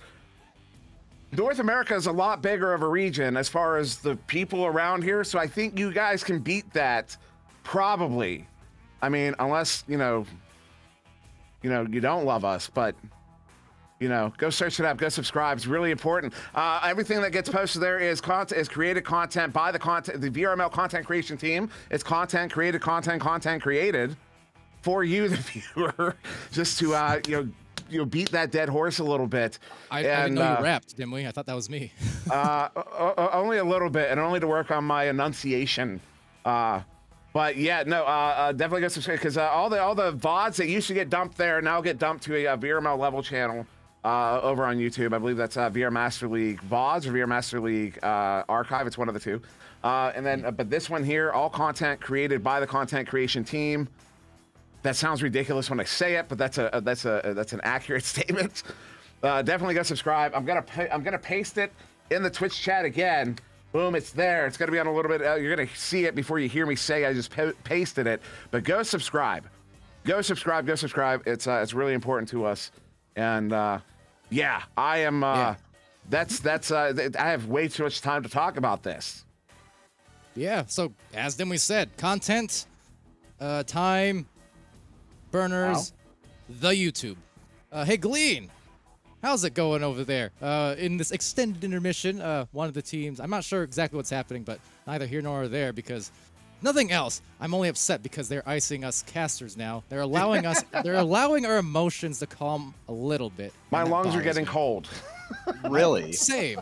You guys are cooling down? I mean, actually feeling the intensity is building up even more. The anticipation of this third round has got to be through the roof at this point. Just it's getting absolutely ridiculous to the point where we're all on the edge. Like Dimmy said, he's been on the edge of his seat for the entire round. Surely he's falling off at this point just because he's just ready to go here and ready for this third round. I'm ecstatic. I'm excited. Of course, everyone popping off in the Twitch chat excited for this third round, really hoping for this one to get started soon. But yeah, both of these teams just I cannot say enough about how well not only they're playing but how well they match up against one another. Look, if you're not in the Glean fan club, you're wrong. Yeah, but go buy your Glean coin now. No. Go buy your Glean coin. It's out. It's marketable. It's not actually, but I mean you can. I was going to say my email out loud, but I thought better of it. Anyway, never you mind. Although it's a really straightforward, never you mind. Anyway, that does sound, if I'm not mistaken, Dimwee, that sounds like the unpausing of a game in the background. All righty. Indeed. Here we go. Yeah, these two teams lining up in the tubes now, I believe. Yeah, counting down. We're going to get started here in round 3. Austin Burners took round 2, 12-2. Ignite had round 1, 13-11. And off that neutral joust, Mozzie's going to get it there for the Austin Burners, setting it to the far side, trap to the law. Burners are going to get the first possession here of round 3. Are they going to get the first points? Swag War with it, pulling Jaywalker out of the bubble only a little bit. Ryan now coming out to challenge the law. The law sending us one up to Mozzie. Mozzie behind the goal. They get it! Off of the head of Kung. Woo! And again and around, it's the Burners starting off on the right foot. Or left if they choose. But the point is, they got the first points, Dimwee. That is huge as anything else. Now the first offensive joust for Ignite. Now we'll be dashed there, sending us one up. They're gonna dribble. I don't see them dribble. That's not just a dribble. Oh, clip that. Clip it. Wow. Clip it. That was unique. I've never seen that roll out before. Jaywalker with it, the smoothest. Probably something similar, but not like that. Clip it, study it, learn it, do it yourself. Cog with the New far meta? side. New meta. Cog setting it in behind the goal there. Jaywalker on the floor gets it. Goalie stunned out. There's too many bodies. Ignite have tied this one up already. Took them a few extra seconds, but off that rollout, they eventually found their goal. Not a surprise at all, as it will be now back to the arms of Austin Burners, trying to react just the same. That last round, actually both the last 2 rounds, a bit lower scoring, but especially the start of that one. So we're going to see, because 2 quick goals already here, how that pace is going to be. You would figure after that timeout, maybe both teams need to take a minute to find their stride again, but I mean, they're looking pretty hot off the gates. Yeah, they really are. As Mozzie handling this one on the far side. Has nothing but orange bodies around. He's going to go for it. I don't know why he took that shot. Not advisable, sir. Not advisable. As that one gets cleared out, it's nothing but orange bodies down here. Open goal, uncontested. Kong hits it. Bullseye for the 3, 2 minutes in. And that's one of those situations, too, where you pointed out maybe not the most advised shot. Of course, high-pressure situations and quick decision-making. Gonna happen. Every team will make mistakes, but you got to figure, too. I don't know what's going on in the comms, but based off of my own experience, those are the things that hopefully no one's saying anything about it. Just moving on to the next play, right? That's what you got to do for sure. Oh, for sure. And historically, what teams like Ignite have been able to do, because otherwise, that mental game starts showing up here in the late depths of a round, and then you start seeing one team making a run, as that was so dangerously close to a goal or a rebounded goal in itself. That scoop was huge right there. Oh, man. That scoop to get that one away from, I believe that was Ryan who sent that in. Long shot here. No, going to set up Jaywalker. Jaywalker. Wow. I don't know how, but Jaywalker wows. That's what you get from me here. He has a tendency to do that. I speak from, unfortunately, firsthand experience. Just taking stuff you don't expect most people to take. Honestly, that's been Ignite in a nutshell the past few years. But they'll do stuff to you that you don't quite expect, but they're so good at it that it's punishing. Oh, yeah. Yeah, and they make it look easy, too. They make it look like it looks like standard gameplay stuff. Like, that's what you're going to see in your next pub. No. That's what I'm going to do in the next pub. No. Not even close. They make it look so easy. And if you ever watch like Jaywalker on a stream, he looks so casual. Oh my goodness. Wow. I don't know. That almost Mozzie collects that one. The law under pressure, getting away from the defense, slaps that one down a little bit off the mark, and we'll get slapped away there by Kong all the way. Look at that slap. That is all the way down to the bubble. And they're going to have to race for this one. Good defensive chain to pick it up. Oh, yeah. Credit to Austin Burners for getting back there for sure. They did a great job to do so. Although one thing I want to point out here is because it looks like Ignite defensively now, they're really starting to link it together. They are causing a lot of havoc both in the midfield and their own bubble, and it is resulting in these opportunities at goal. They're going to pass it. That is some perfect passing, and it will be everlasting into the goal. No stoppers, no showstoppers, or even gobstoppers. With that said, this match is bonkers, or even Willy Wonkers, as the case may be. 9-2, Dimwee. The patience, the communication here on Ignite. This is stuff they discussed in that long timeout between these rounds, and that long lull, they talked about strategy. They talked about what they're going to be doing. They talked about communication and pairings and all, the matchups, all of it, and it's paying off so far. I mean, they got their groove back a little bit, I would say, as the Law sending this one through. It's still a 7-point game. Chrome going up to Mozzie, gets a 1v1, hits it for the 2. They're back within 5. Is Austin Burners as we approach the halfway mark of this 3rd round. There you go. Big shot there for Austin Burners. Exactly what they needed. They found the numbers advantage, 2-on-1 in the goal, executed the passing play appropriately, and Mozzie, of course, a player who will absolutely kill it in the goal more often than not, especially in any kind of one-on-one, much less a numbers situation. So they needed that goal desperately to avoid the start of that snowball, but they still got to continue it here because otherwise, Ignite, they turn it up to a new level, it seems like, when they're on the edges of defeat.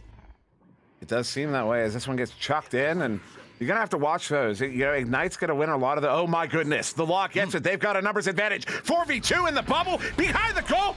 Oh. You don't want to see it, but it happens. Technical goal, it is points on the board. The Austin Burners are back within 3.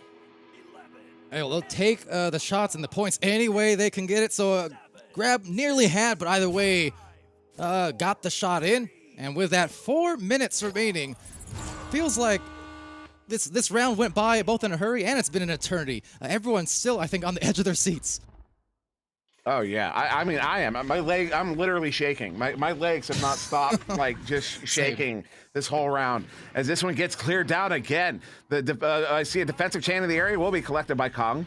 So Ignite, well, for a moment, they have it. Good leech there, but a better slap from Jaywalker.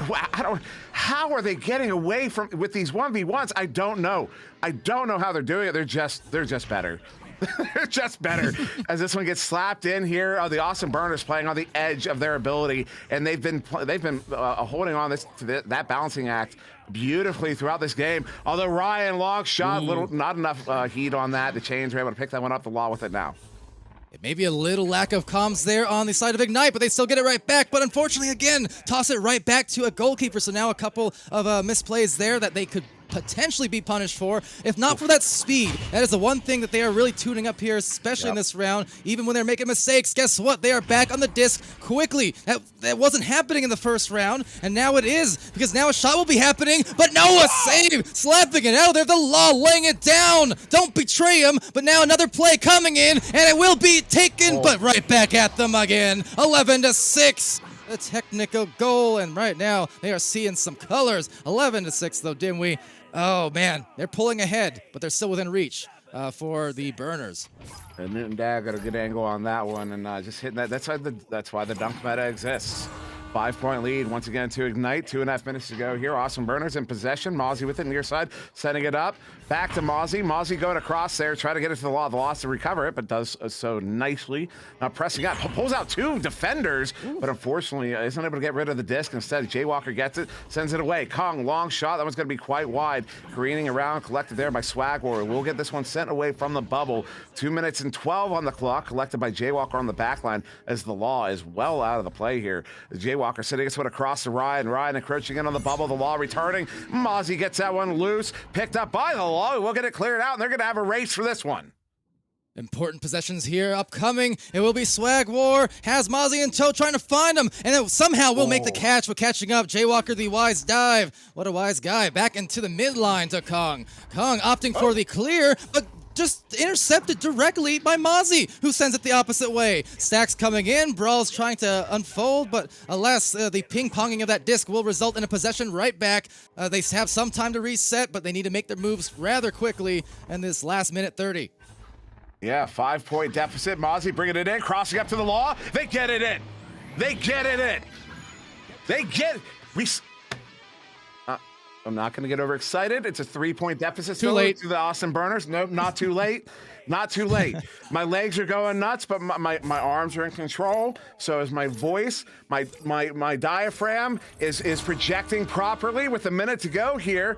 That one is going to be sent to the far side. It's loose. Oh boy. Going to be collected there by Mozzie. Mozzie, is going to go ahead. That's such a wise reset. I wouldn't have been that smart. I can tell you that right now. I would have messed that up. The Law setting this one across. Gets it to Mozzie. Mozzie. Oh my God.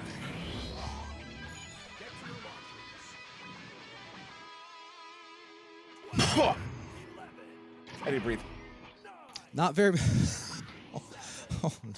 Sometimes the caster screaming is not going to do it justice. Just let that sink in because you know what? That shot just did. 11-11.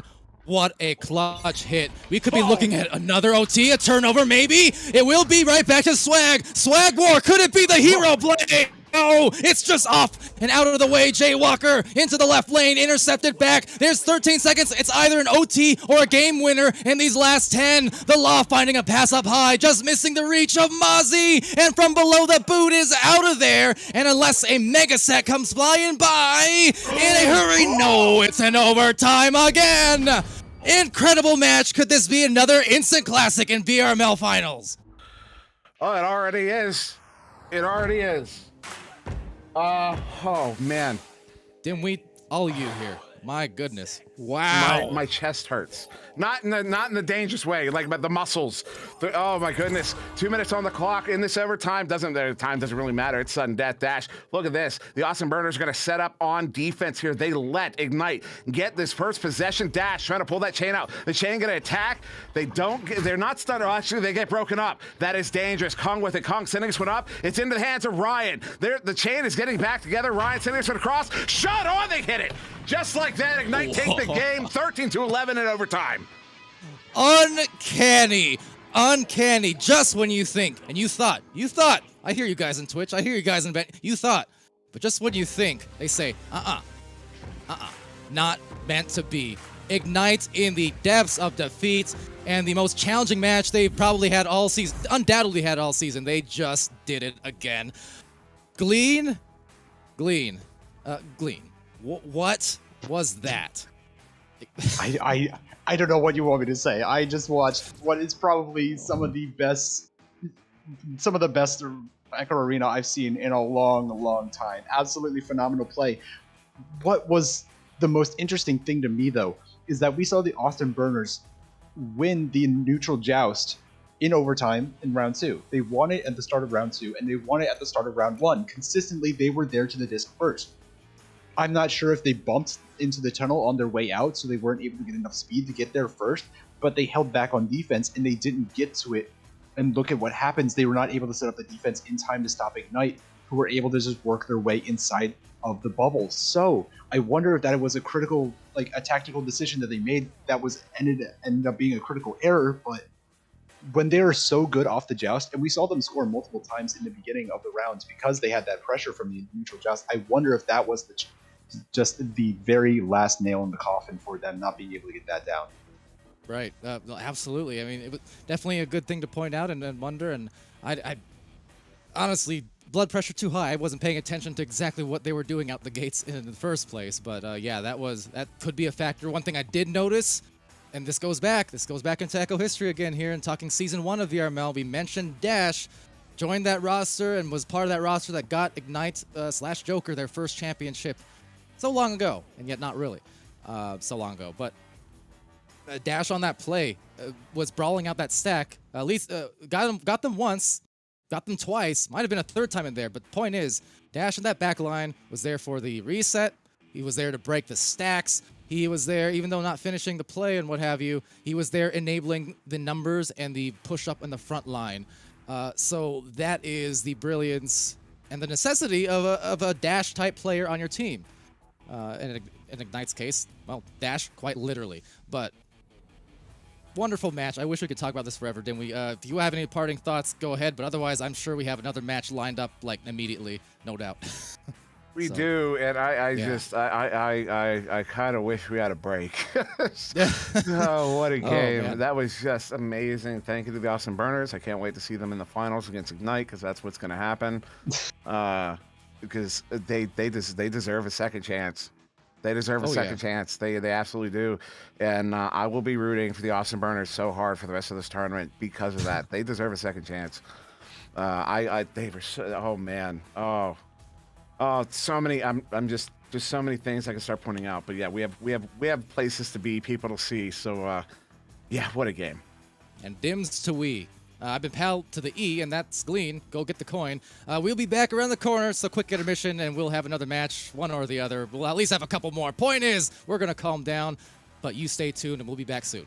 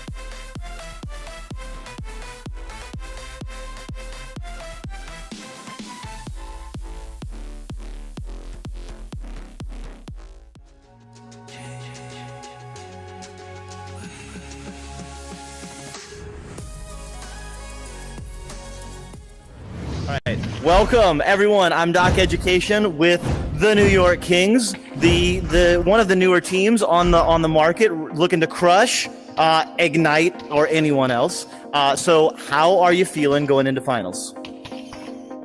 Thoughts? Oh, pretty good, feeling good. I feel okay. We've been scrimming and doing well. We've kind of been doing well. Losing to King was bad. That didn't feel good. Hopefully we beat them this time. Was that motivating? Did you learn something from it? What happened? I think it was tilting, I think is the word. Tilt is something that happens in video games. And that especially versus Kang, it just really gets in there, and it's really tilting. So we're gonna make sure to stomp them this time, nice and pretty for venues. And if we don't stomp them, then we're gonna get tilted, so. Yeah. Ender, go. How do you handle tilt? Usually when I'm tilted, I play better. I can't speak for them, but when someone, angers me like Kangarillas does, I tend to play better the next round, so I don't really need to take a break, but sometimes a timeout or two is necessary in order to, change the momentum.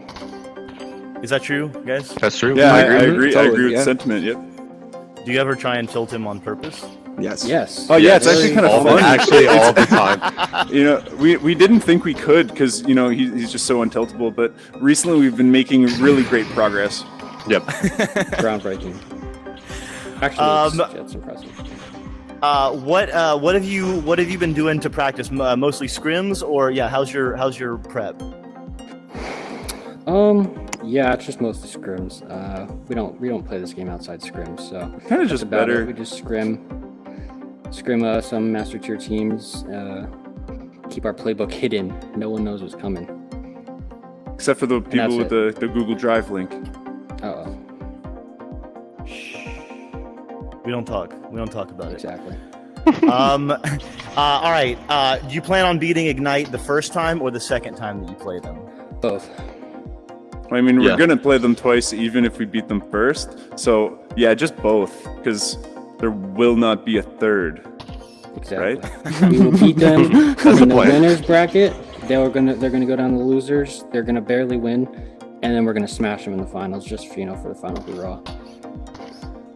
Anything that you want the people, the fans, or any other teams to know going in? Bet all your channel points on us. If not, don't talk to me. Anyone else? No, that covers it pretty much completely. Yeah. Season 4 finals. These are your New York Kings. Yeah, I look kind of yoked. Hey, I'm Doc Education, and I'm here with...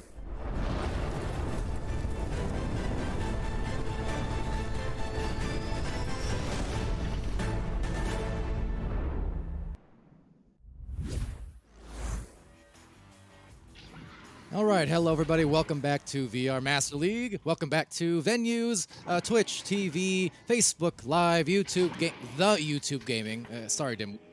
But wherever you're tuning in from, right place, right time. And I just got to ask, how's your guys' blood pressure? Calm down a little bit. I don't know. I'm still antsy. It's been a while since I've gotten that antsy. I think Dimwee can kind of confirm the same. That was some craziness we just witnessed, and the craziest thing, Dimwee, is we have 2 more matches still at the highest of levels of gameplay, so I can only imagine what this one is about to provide. Hype. Ah, yes. Yes. Hype. Quite That's hype, what yes. it's going to provide. As everyone knows, the Echo Arena is a perpetual hype machine. That's how this works. This is hype. What, right in front of you? This is the what's the word? I'm forgetting words. It don't matter. It's hype. This is going to be a great game.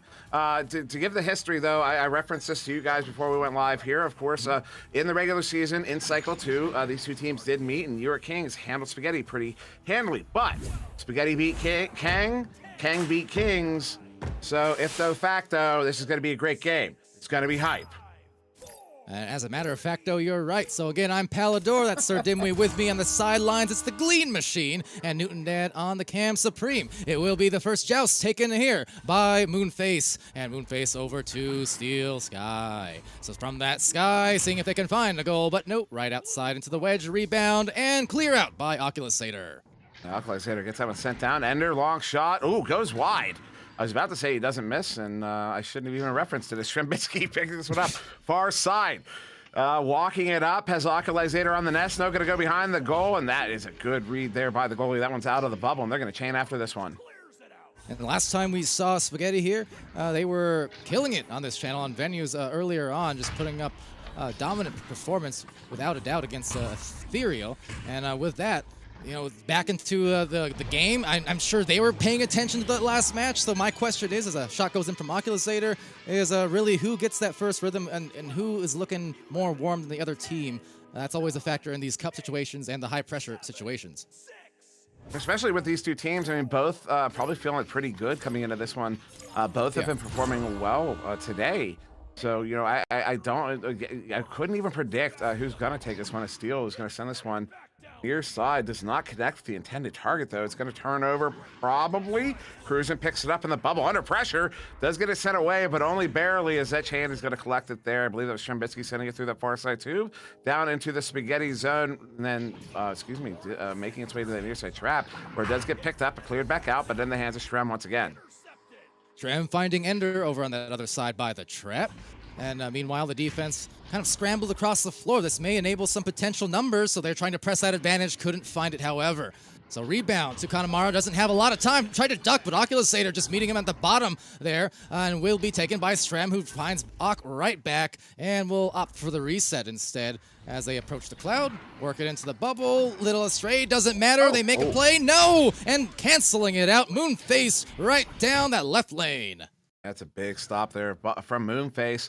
And I see defensive chain getting in the area first, but no, it's going to be picked up by Steel Skydiver. Brings it in, hits it for the 2. Steel is going to tie this one up. Just a little over 2 minutes in. Took him over a minute to get that goal in. And a surprising kind of slow start to the scoring here in this game.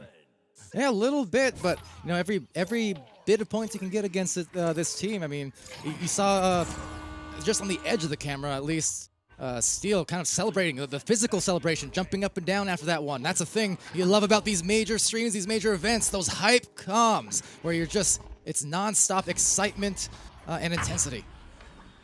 It's also, when you score against a team like New York Kings, you're going to feel really good about that, as Ender is going to get that one after being fed by Oculusator.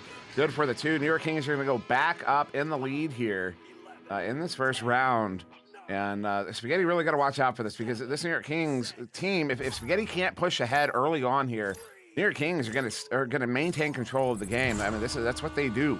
They control the game. It's what they're good at. As that one's going to be sent up into the sky trench there to Moonface, sending it through mid, all the way down. Does connect with the intended target. Open goal shot's going to be off of the post and collected there by Shrimbitsky. That was a really good look, but Strem there to recover, but unfortunately tosses it right to Ao over in that tunnel. So Ao and Strem, and now Ao doing a little Macarena, trying to mock Strem and Oculusator just a little bit, but I know a kind of friendly rivalry between those two players in particular, Strem and Ao. Developing, saw some videos recently. Cool stuff. That said, great stuff. It's Moonface. Stuff in the face? No, just stuff in the goal, full of points. It's 4-4, all tied up. Yeah, we've tied it up here. 4 minutes off the clock, 4-4 on the board. It's all fours here. As the New York Kings are going to come out on this jousted advantage. out of the tubes, collected by Cruisin. Cruisin gets that pass off just in the nick of time as Ender's going to handle that one, sends that one up to Oculizator. Walking this one up. Doesn't have, well, yeah, Strem cutting across, but that lane was covered pretty well by the defense, so backing it out to Cruisin. Cruisin sending this one back into Ender. Ender takes a shot. Ender hits a shot. Beautiful shot there from Ender. Kind of a steep angle, and as we approach halfway mark, New York Kings are back in the lead. Yeah, and back in control, and that play right there, looking very calm. There was a calmness to those passes. They, despite being again in their third, fourth match of the day here, there is just an air of confidence about them, and fittingly, there would be air in the air because they are Kings after all, trying to end their season here in VRML with again, as spectacularly as they've been, across the season. This is their last season, at least as a roster by name together. Indeed, it is for various reasons. As Ender's going to back this one out, they could still play together, but they would certainly have to change their name. As Cruisin sending this one up will be in the hands of Ender. Pulls off the Dusty there. Starts walking this one up, going up behind the goal there. Strembitsky gets it in for the 2. Is that Strem's first goal of the game? Yes, it is. That's going to be a 4-point lead here to New York Kings. Yeah, I'm sure Strem's not too worried about it at the end of the day. He is one of those players, and you can say that for several people across these rosters, but one of those players who, can absolutely score double digits in just a single round, on any of those good days. But same time, very well-rounded game, so not too worried usually. If he's not filling up stats in one category, by the end of the round, he's usually filling stats up in another category. Yeah, that's why the best Echo Arena players play whatever position is required of them at the time. That movement, that cycling around. I mean, you saw, it's just in the night game, you saw both Kung and Dash and I believe Jaywalker making some incredible saves in the goal, kind of just cycling out. You see it a lot. I mean, when you're looking at a good spread of stats, we're talking about no eggs in the basket. Everybody has saves. That's what that means. So it's a really important thing to be able to cycle around and not always be the star shooter, the star goal scorer. Sometimes you just got to be a goalie. And Strembitsky, that one's going to get sent out incidentally.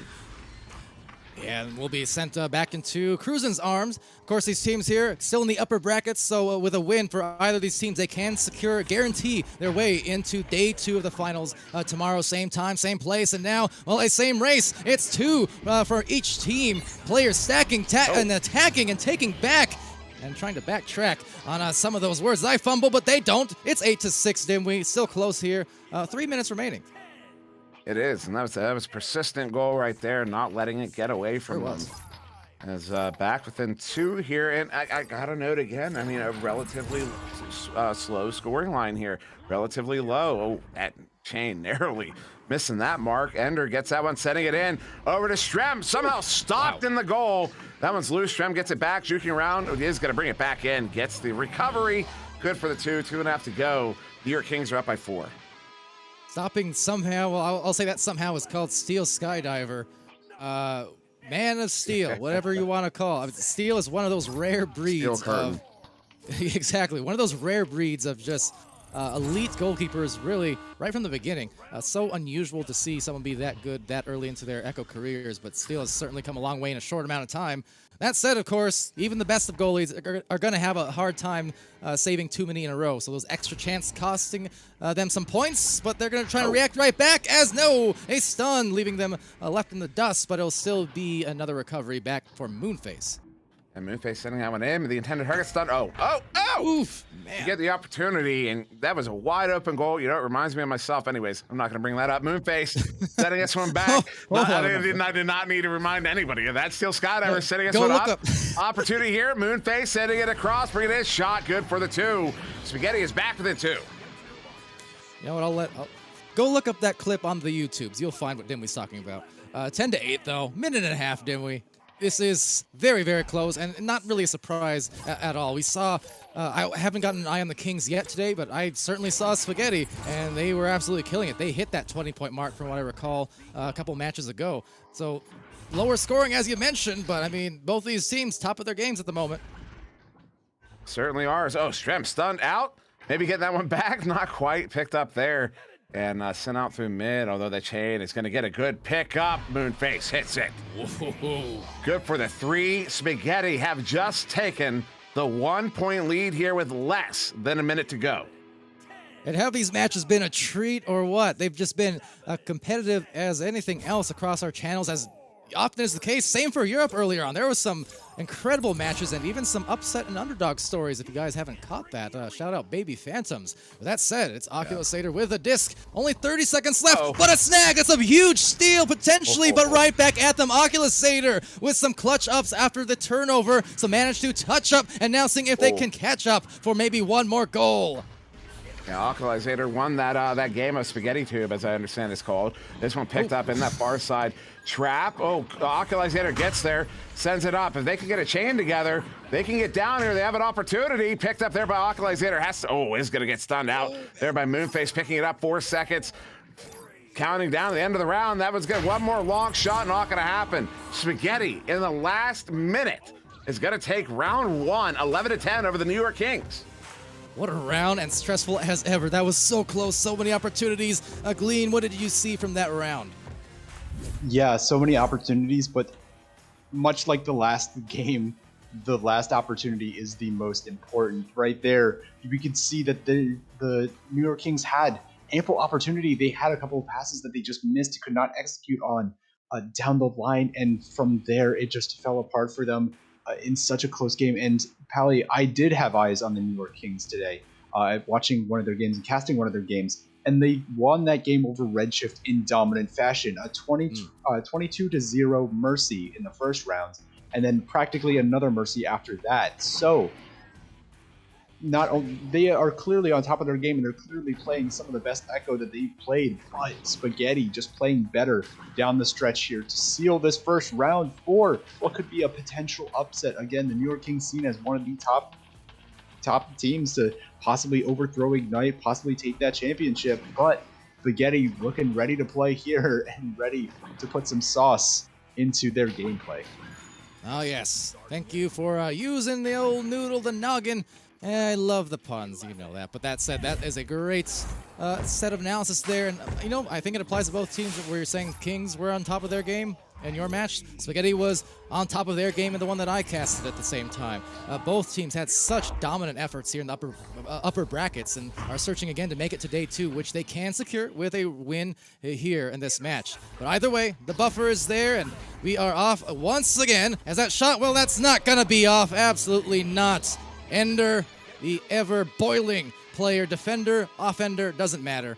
Shot first going their way for the Kings. I've been trying so hard to come up with like a pun for colander or strainer. Colander? I just can't. And nothing is coming to mind as Spaghetti's coming out on this joust advantage. Picked up here. Quick. That's some heavy forechecking from New York Kings running a 1-2-1. By the looks of it, as they are very aggressive in the offensive zone, their offensive zone. Spaghetti's defensive zone. What a pass! What a weave of a pass. Steel Skydiver trying to get that one to Moonface, but not going to happen. The Shrimbisky gets this one picked up.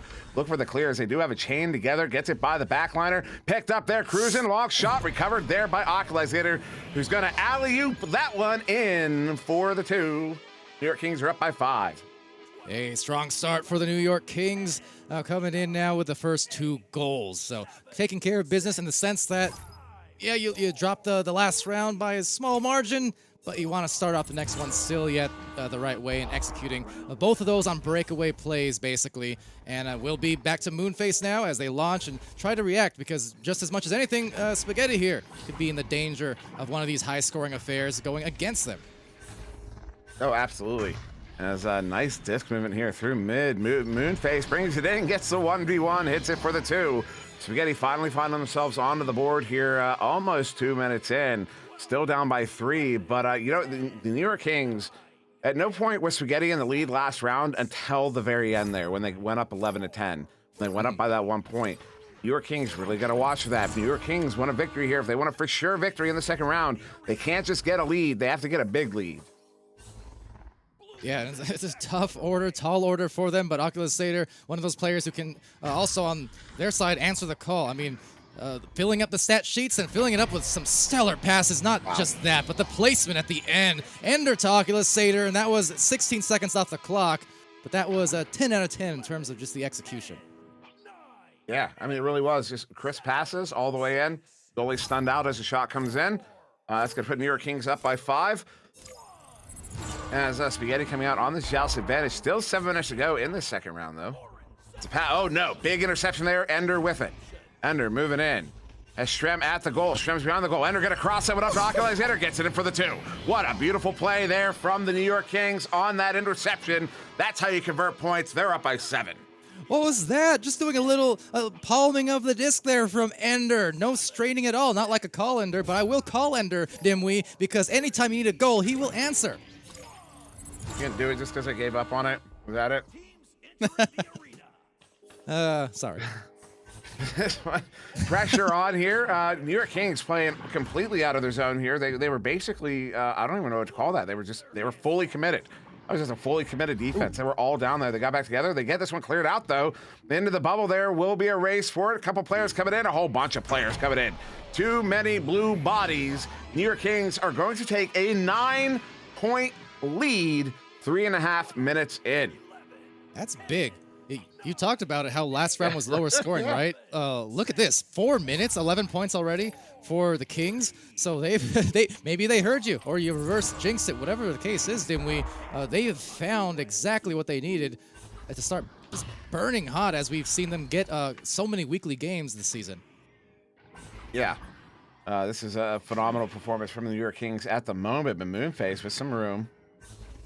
Take some time. Going to go ahead and reset that one to the back line. This one's sent back up, far side.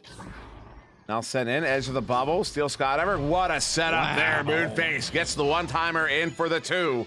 Spaghetti, it took him a while to get that second goal. But once you break that ice, doesn't matter when the ice got solid. It doesn't matter when it froze up. What matters is when you break through, and they just did there. We'll see if that can end that scoring drought. Yeah, no one likes ice and spaghetti. Just like I don't like ice and milk.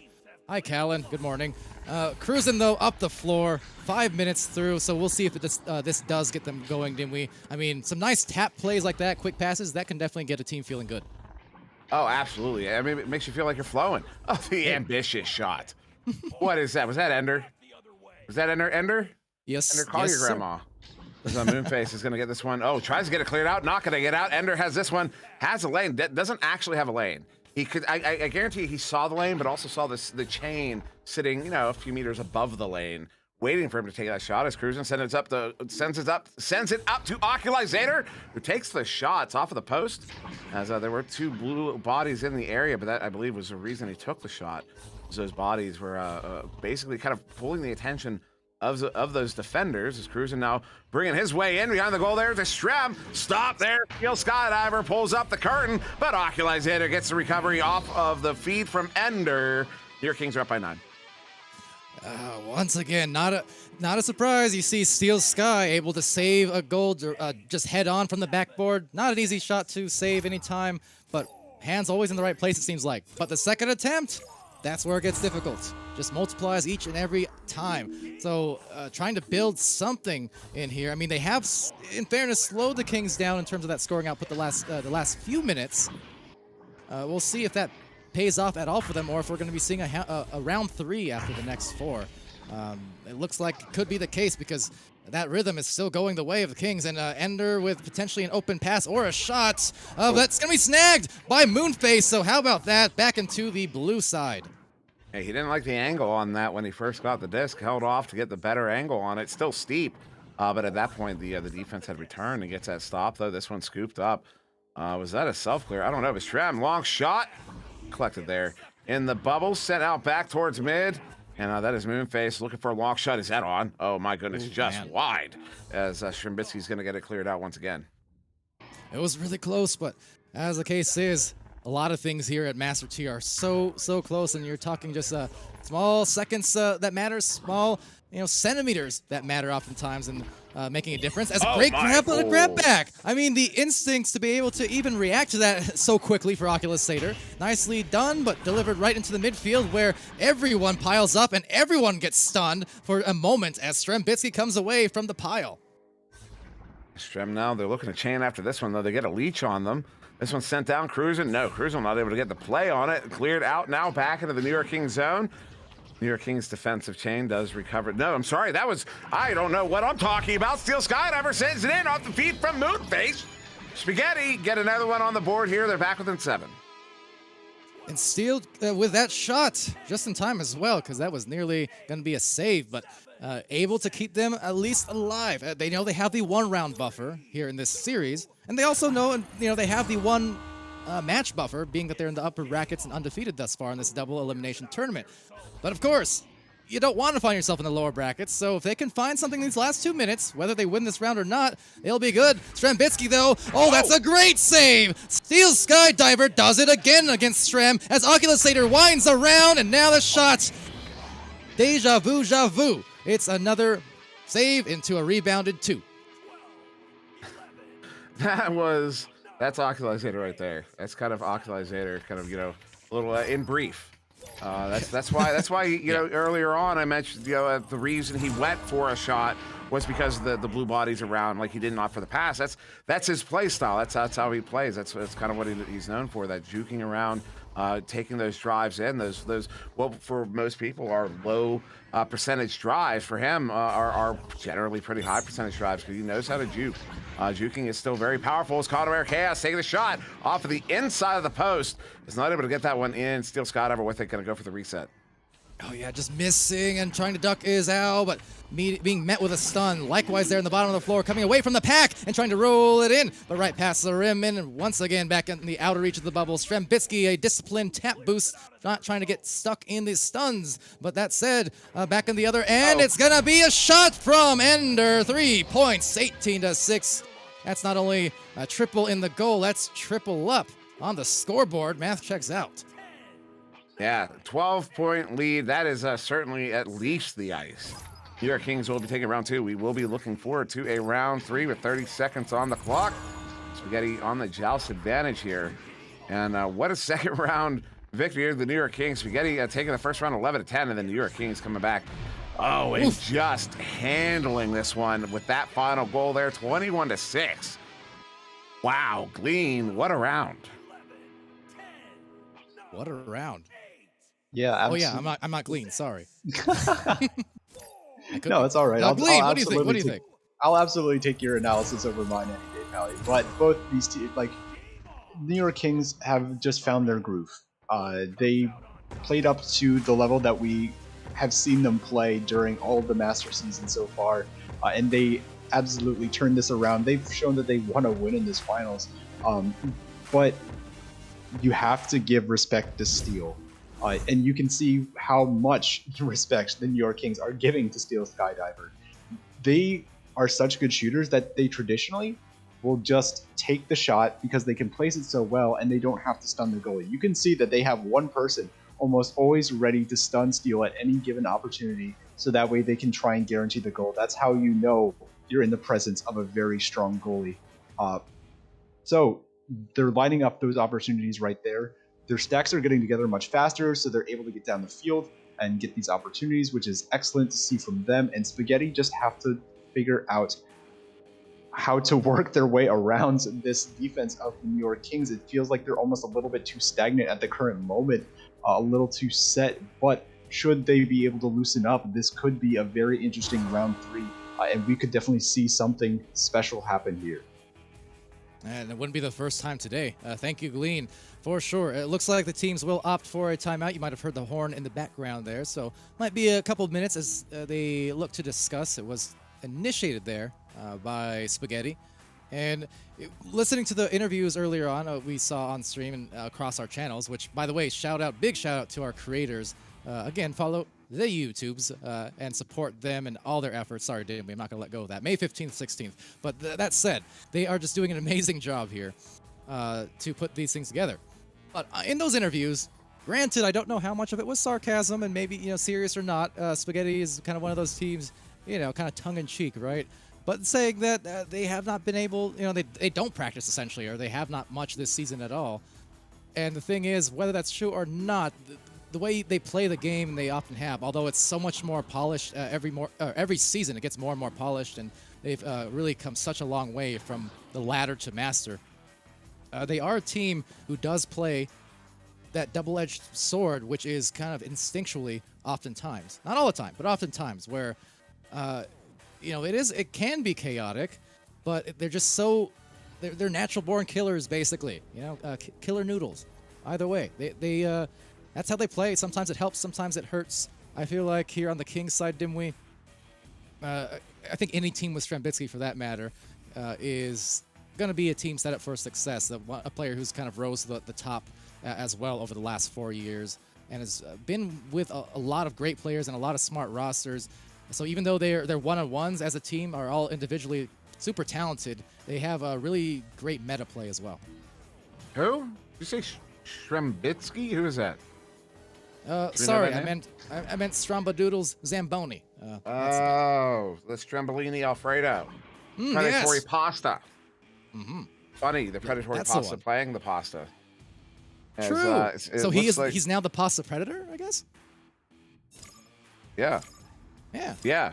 Well, pasta does eat pasta, so. Confirmed? Ramen. You heard it here first. Facts are facts. I don't look. I don't make reality. I just live in it and report on it. I don't make reality. I virtual reality. Reality is round 3's on the way, Dimwee. Here we go. My goodness. Round 3 underway. We're gonna get launched out on this neutral joust, and this is for not for the season, as either of these teams could end up a loss here would end up in the lower bracket. So it's not an elimination game, but the winner here, I believe, is going to be safe for the rest of the day. This will be the last game if you do win this one. It's Connemara Chaos handling this one here for Spaghetti. Going to go ahead and reset this one to the back line to steal Skydiver. All right, and over to Connemara Chaos from that right tunnel. So here we are in yet another round 3 today across our numerous regions. As Cruisin takes it over and clears it out. The stack already trying to redirect, but they direct themselves right past the disc. So Moonface is going to take that back, but then right back to Cruisin, manning that backfield. Another clear, this time no one quite in the way for that, as it does sail pretty close to that bubble. It might be a setup play about to occur. And actually getting rid of the disc maybe a little quick there. So kind of chaotic start to this first minute. Yeah, a little bit. It's a big setup there. A little bit off the mark. Oh, Strap. Taking a really steep shot there. I got to respect it, though. There's a lot of goalies that gets by as Cruisin handles that one on the back line. Gets it in. Strem jukes one. Gets it in. Ooh, it does go in for the 2. New York Kings are going to get the first goal here of round 3 a minute in. Oh, yeah, 2 points. That whole sequence of plays there for both teams was really chaotic. No one was really able to find too much controls. A lot of slaps, a lot of hurried clears, and that's not a criticism, or at least not a negative one, in the sense that we are in match 4 at this point in this tournament. It's a lot of it is about endurance, right? Executing the same way as a 3-point play for Strembitsky, while saying, "I've got all the gas left in the tank." 5 points up on the board. That's another one. Strem proving why he got picked first, as he sends that one in from long out. 2 minutes off of the clock. New York Kings with a 5-point lead here in this third round. They really want to go to the finals. As they handle here on the back line. Ooh, quick pass there. Far side tube. Nobody in the area. Chain's going to have to track it down. Steele gets there first. Steele setting it up. Oh, no. The big stun there, losing the handle. Cruisin gets this one set away. That was cleared up, but then picked off on the back line. Sent right back in. And a quick pass across will be in the hands of nobody in particular. Strembitsky with the pickup. Look for the clear. No, sorry, the send up to Oculizator. Then juke around and send that one down. Do they have the chain together? No, chain got broken up. This one will turn around once again. So 5 points, the lone 5 points on the board so far for the New York Kings. As Glean was mentioning on the sidelines here, Spaghetti was really not able to get their level of normal offense in that last round. And certainly a lot of it credit to some defense, great defense, but at the same time, they need to make those shots like that, right? The open goals and those ones that aren't falling, when they do have the opportunities, those are the ones that will be costly, because guess what? On the other end, you have a near 3 being made, but this is a team who can punish and will punish, and they did so in round 2. They're positioned to do so in round 3 because they just keep getting back to that disc first, and they do so again. All I got to say, it's still a little bit before the holiday season. We don't need to be hearing Carol of the Bells right now, boys. As New York Kings going to handle this one, Strembitsky on the far side. Somebody laughed. I know somebody laughed at that. As this one gets cleared all the way down, Steel Skydiver going to recover it here for Spaghetti and sends it out through the near side tube. This one is going to actually a Spaghetti chain getting down there. Are they going to have the opportunity on the shot? They do. Taking it. Oh, beautiful. They're 9 meters out. Very steep angle. Spaghetti is finally on the board here. It took them 3.5 minutes, but the New York Kings only got 5 points on, so Spaghetti's back within 2. Yeah, that's the main thing. You look at if you take the eye test and you kind of hide the scores, you don't know what the scores are, you'd say, oh, Kings are probably in the lead by a good margin. Actually, no, just by a couple of points, that's it. So that is actually fantastic news for Spaghetti as they do launch out here. And a quick joust will disable Oculus Satyr there in the tunnel, although the disc just getting stuck, walking it up that floor now. Potential 1v2, but if anyone can do it, it's got to be Ender. 7-3 on the score. Yeah, just pulled it back, waited for the moment, and sent it in. Boom, just like that. That's it for the 2. 4-point lead to the New York Kings. In round 3, it's important. They're maintaining this 2-goal lead right now, which is very important for them if they want to hold on to this round. They really need to score more if they want to hold on to the round, because this Spaghetti team will come back on you. Although, turn around there at Moonface somehow comes away with that one. Steel Skydiver was in the area as well. This one gets sent instead to the near side. Ender gets there first. Although the back line, stun there in the near side trap. Oculizator sending this one out. Is that going to be out? No, because it's a little bit high in the area. Strembitsky gets there, sends it in for the 2. The New York Kings are up by 6. Up by 6 off of that, and not giving up on the play. Always such an important thing. Also, high-level echo, so not being satisfied with the fact that the shot could be good. No, you just keep playing right until it's a guarantee.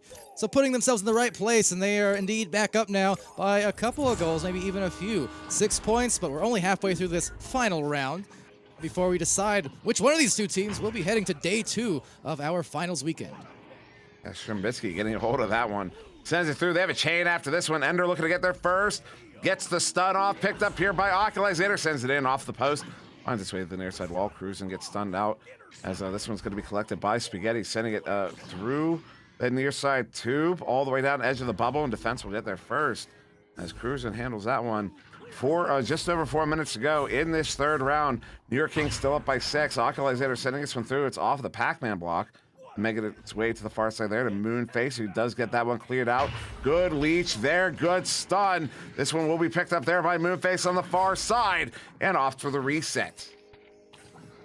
And not a bad move. They still have plenty of time to spare. They're not down too much. So when things get a little bit stressful, slow it down. Try to find a higher percentage opportunity. Could that be the one? It is. Moonface finding the score. They're back in a perfect place in terms of feeling still comfortable enough to come back. That could once more get them going. About a minute off the clock since the last joust, but 4 points of a difference.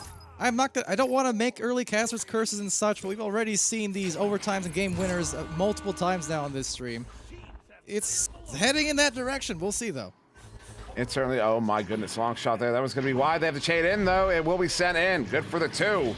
Just like that, Spaghetti is back with a 2. Also, I gotta say, Weepo, you're onto something there, as it will be New York Kings on this joust advantage.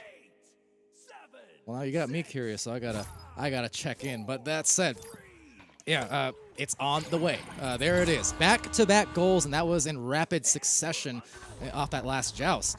So here are the Kings needing to be careful to take care of this disc. You don't want to see that 3rd shot in a row go down, because otherwise this is the worst possible time to have that pendulum swing the other way in terms of rhythm. So Strembitsky, well aware of that situation, and will just walk the dog up the floor, off the leash, and now they will reach for the sky, reach for the goal, and Oculus Satyr puts it home, 11-7. 4-point buffer, is that enough yet? Probably not. 2:30 left. Certainly not yet, but it's the kind of buffer they need in this game if they want to pull out this victory here. Because they're not going to win. If they were only up by 1 right now, they're not going to win with that. Not with the Spaghetti team. They're too quick to strike. They'll hit you when you're not looking. They're really good at that. As this one gets sent all the way down, and it will turn over. Cruising on the back line isn't able to send it out. Picked up there. Steel Skydiver far side, setting it near side. Unfortunately, off the mark. Will be loose for a moment. Collected there, looking to send it across, but doesn't connect. Steel gets it again, stunned out. Al gets it, he's stunned out. Strembitsky gets it. He has a chain out, sending us out into the hands of Oculizator. They've got a 2v2 here. Oh, they're going to Joker train on the way in. They get it for the 2. That is now a 6-point lead here to the New York Kings. Come on, if you're going to Joker train, you got to go full committal. I expected it all the way into that goal. That said, Oculizator, Strembitsky there. Linking up, and it's 13-7 and a timeout here. once again, though, question is, in terms of the time, is this a little too late? It's pretty tight. I mean, 6 points in a minute 44 against a team who, just like many others at the top, that can and will stall if necessary towards the end, and they have the advantage. So it's kind of a deceptive 144 in a sense. And also notable that it is the New York Kings taking the time out here. I was kind of expecting Spaghetti to be the team to take the time out, being the team that just went down by 6 points with only a minute 44. That's what you would expect. But no, New York Kings took this time out. You got to wonder what's they're thinking. Are they thinking about maybe freezing out Spaghetti? Although usually the timeout is to freeze a team that's got the hot hand. Or maybe they need to discuss some strategy. There was something they noticed, and they really want to have a deep dive into that discussion. Maybe this is a proper tech timeout. Maybe some of these headset pros or whatever, because we are getting back into it pretty quick. So, no real explanation for it. Of course, we don't need one. We're going to get right back into it.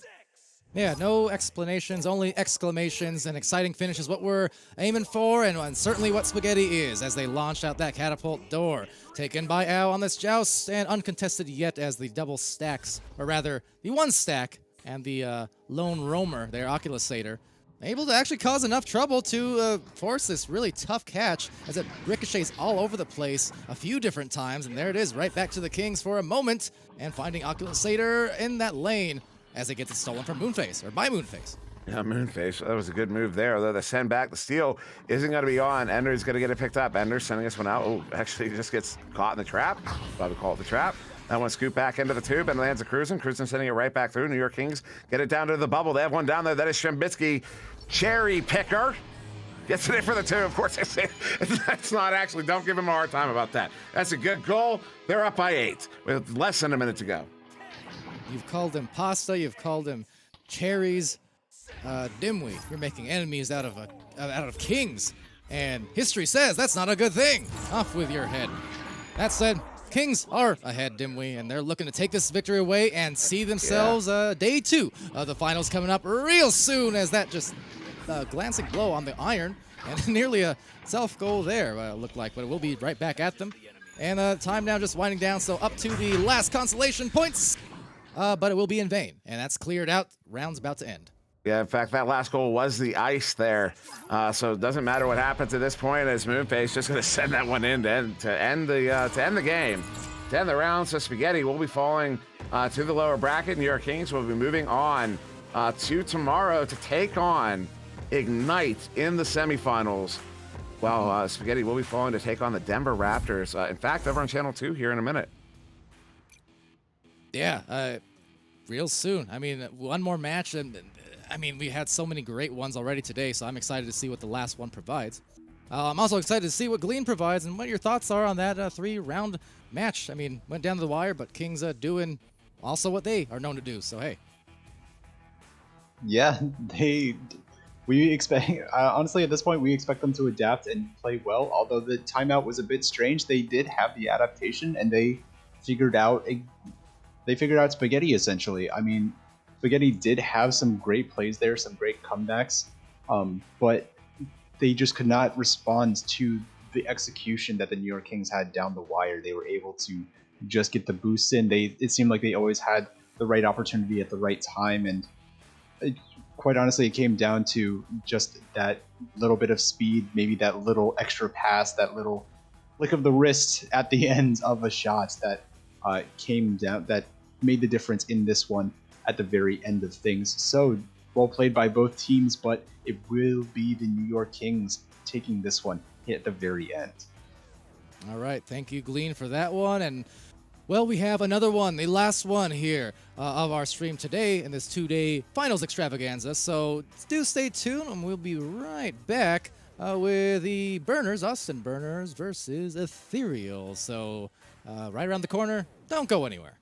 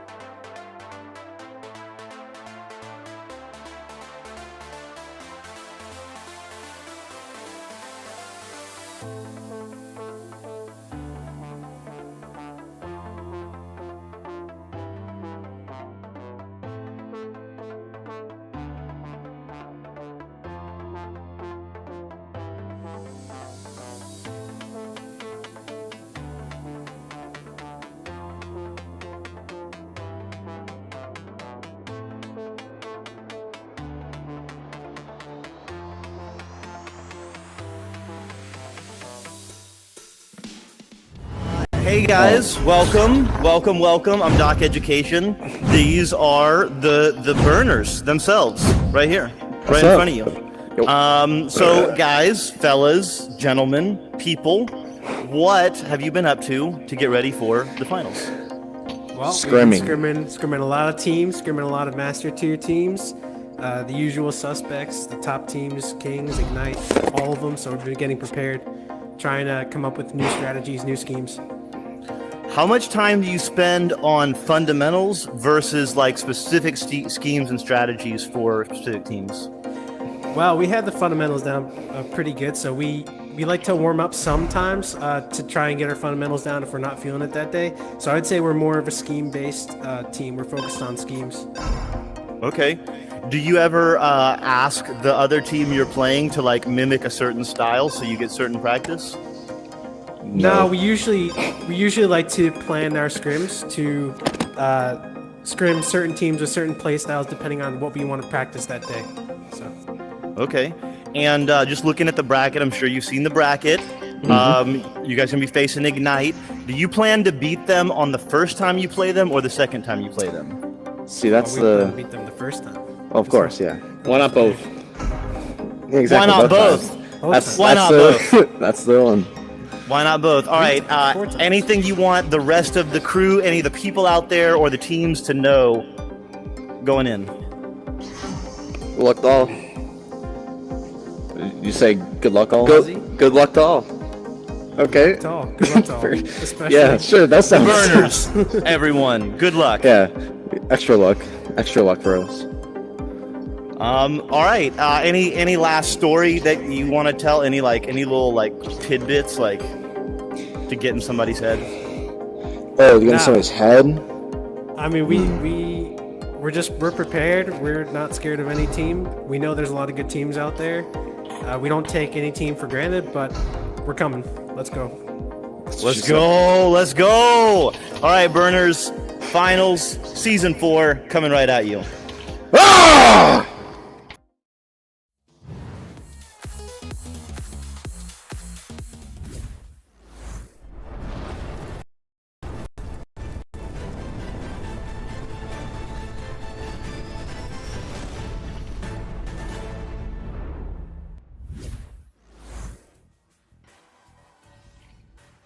Welcome back, everybody, to the VRML Finals. That is the day one of this two-day extravaganza here across venues, Twitch TV, YouTube Gaming, Facebook Live, and also featured on Juked.gg. Shout out to them.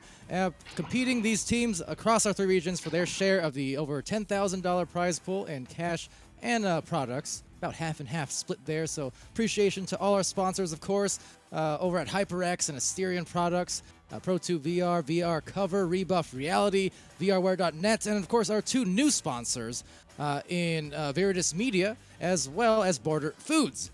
So we are on the border of the end of day one, at least for North America here. Dimwee got Glean casting on the sidelines there with us, as well as Newton Dad still in the cams. So Dimwee, lower brackets. It's all or nothing now on the line for these two teams. Yeah, but I mean, we already know what's going to happen. Of course, we have some burners who are going to get to the finals, play Ignite again, then, get a bracket reset, and then it's going to be crazy. So, yeah, I love the Ethereal, but I mean, it's already written. Dimwee making more enemies by the day, it seems like. Of course, a callback. A callback to earlier on. Just by the way, it's nothing personal. Dimwee was already calling us after the Ignite game. He said, burners have to get back and get another chance at Ignite. So, yeah. It's nothing against you guys. It's just Dimwee wanting to have another heart attack tomorrow. Is all.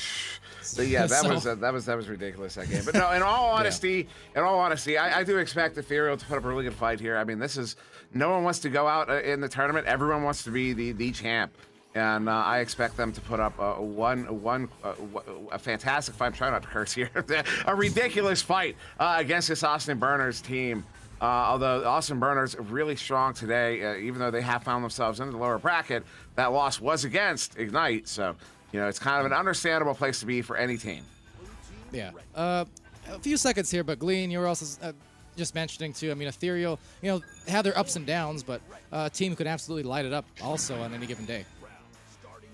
Yeah, absolutely. This team, I saw through throughout the season was almost consistently hanging around that top 4 area. We're performing at a very high level. Unfortunately, hit that slump coming into these finals as now we're getting into this round, but hopefully we'll put up a great fight here. Yeah, absolutely. Ethereal, one of those teams early in this season, also it took Ignite to a really good game, and I think was one of our early high peak viewers back in the early parts of Season 4, for sure. So it's a team to watch out for on any given time. I mean, I have a lot of, at this point, personal experience playing against these players just this last month alone, and they kill me every time, but it's always a fun time.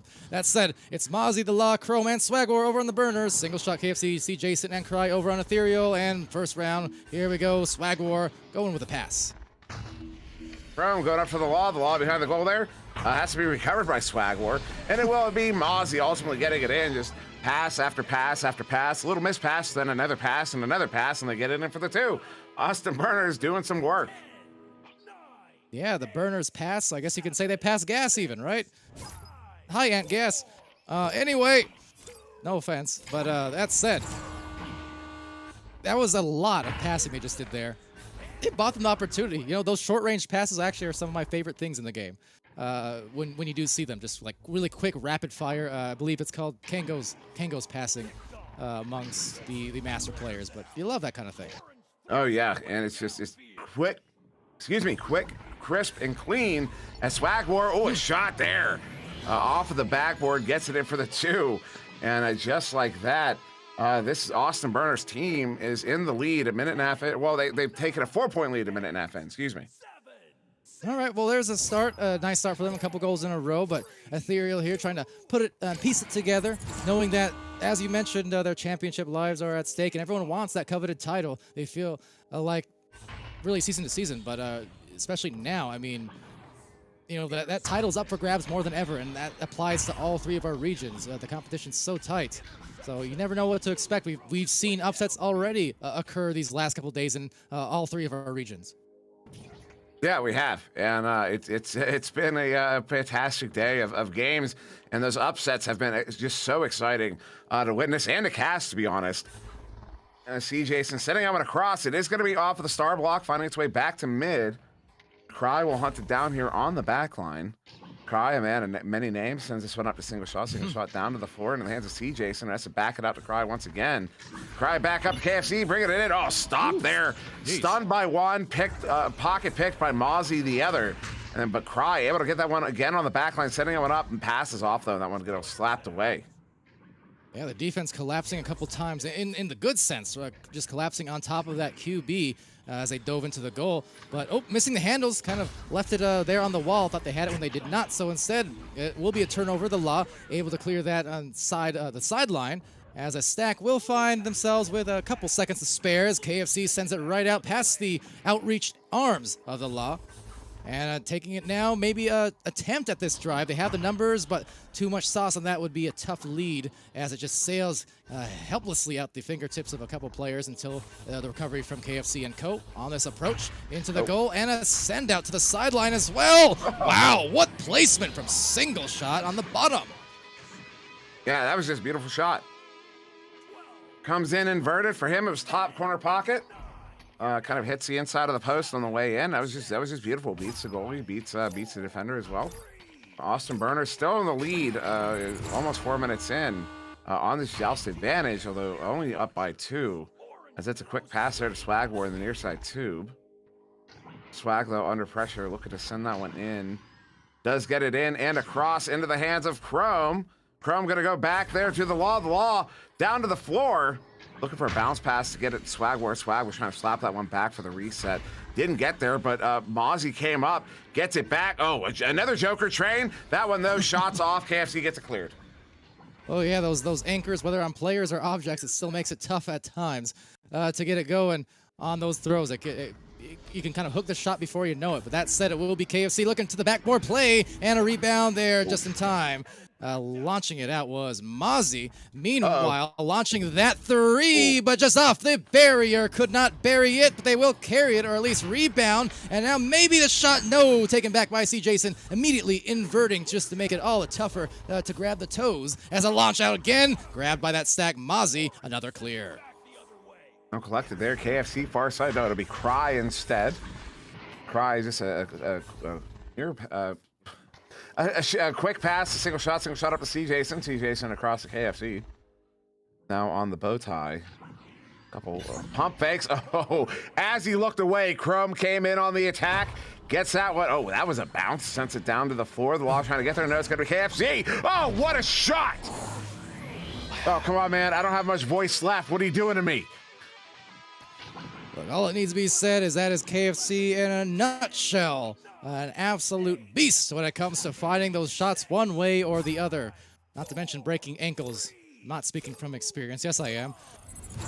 Anyways, 5-4. That is a big shot, though, for KFC to maybe kind of re-break some ice a little bit, because it's another one of those lower scoring rounds. But at this point, this is the 5th match here that we've had here on Channel 1. These players are going up, to the 3-hour mark, 4-hour mark. I mean, you know that they are breathing heavy at times. And the execution is going to be a little bit different than it perhaps was in the hours 1 or 2.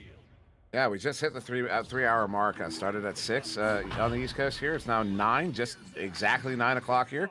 In sunny Pittsburgh. Of course, not sunny. It's 9 o'clock. It's dark outside. The Law had that for a moment. Single shot gets it, though, sending this one up here for Ethereal, clearing it out.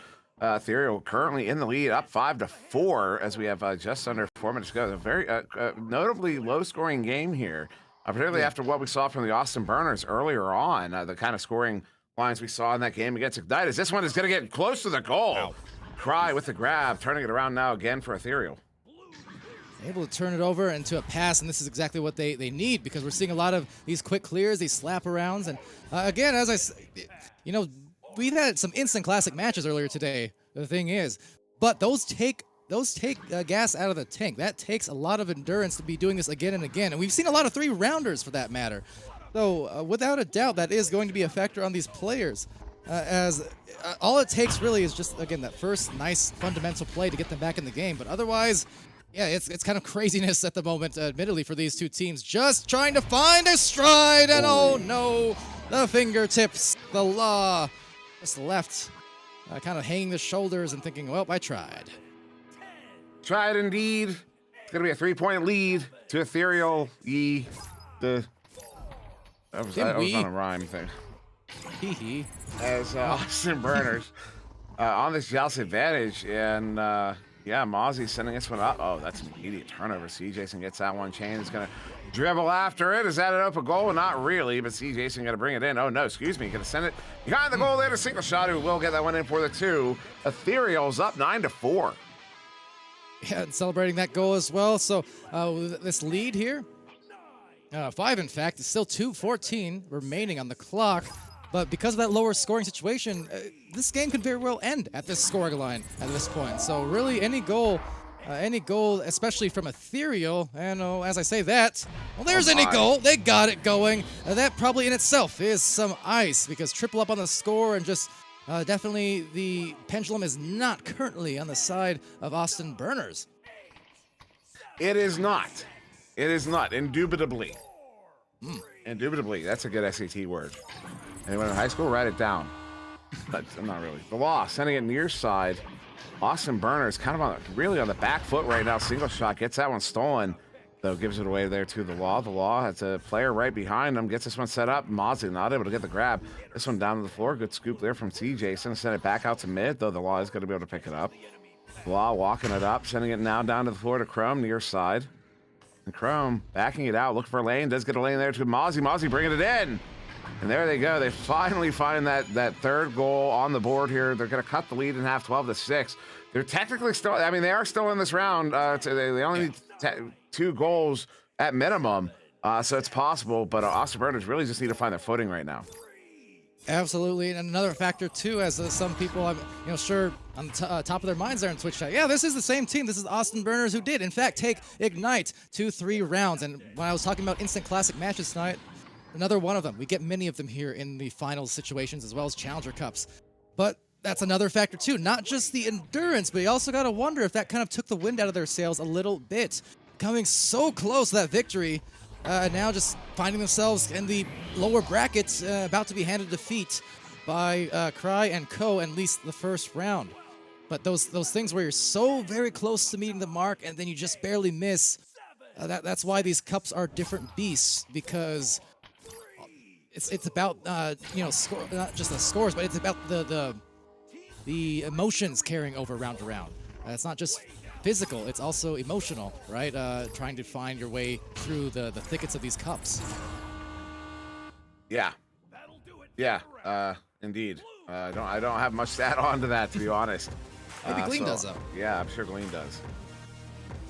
Yeah, and here we see Ethereal with a brief upset in this round 1 because, of course, there are 3 rounds to every Echo Arena match. We hope. And we always hope. But sometimes it's 2. However, it's just that when it comes down to Ethereal getting these counter punches in whenever they can. Once they got the snowball going, it almost never stops. It was 4 points for the Austin Burners and then scoreless for such a long period of time. 10 points unanswered from them as Ethereal, just poured it on shot after shot, and eventually you could see them start to get in the groove. They got the picks, they got the reads, and you could see when that click happened. However, a little bit of momentum here for the side of the Austin Burners towards the very end, where they can look to build off this fundamental. They say, okay, we scored this. How do we continue pushing that kind of idea forward? Maybe it's in our bubble plays. Maybe it's in our speed, where we need to rely on our speed to get these clear and boosts that have also been effective for them to try and get down the field faster than opposing teams. So perhaps a dynamic shift we could see here in round 2, and a strategy shift for the side of Austin Burners if they want to take this, as I believe we are in a timeout here. So little delayed, but otherwise it should be okay. Indeed, it's one of those. I was actually kind of wondering just the same if we were going to see a potential timeout being taken between the rounds, and indeed that is the case here.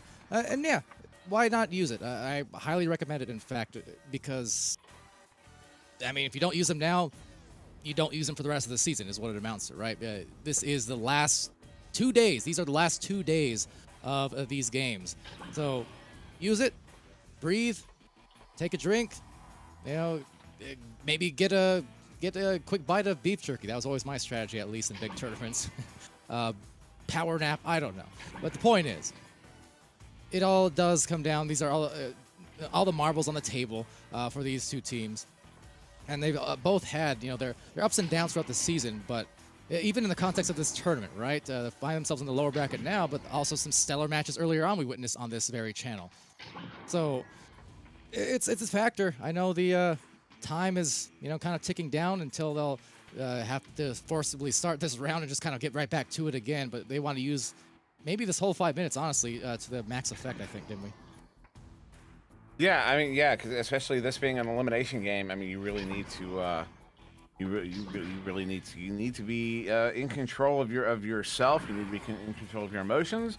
You need to be in control of your strategy as well, both your personal strategy as well as your team strategy. You all need to be on the same page. You need to know what your goals are as a team in that round, how you're planning on executing, because obviously the goal is to score more than the other team. But how are you going to achieve that goal? What is the strategy of getting there?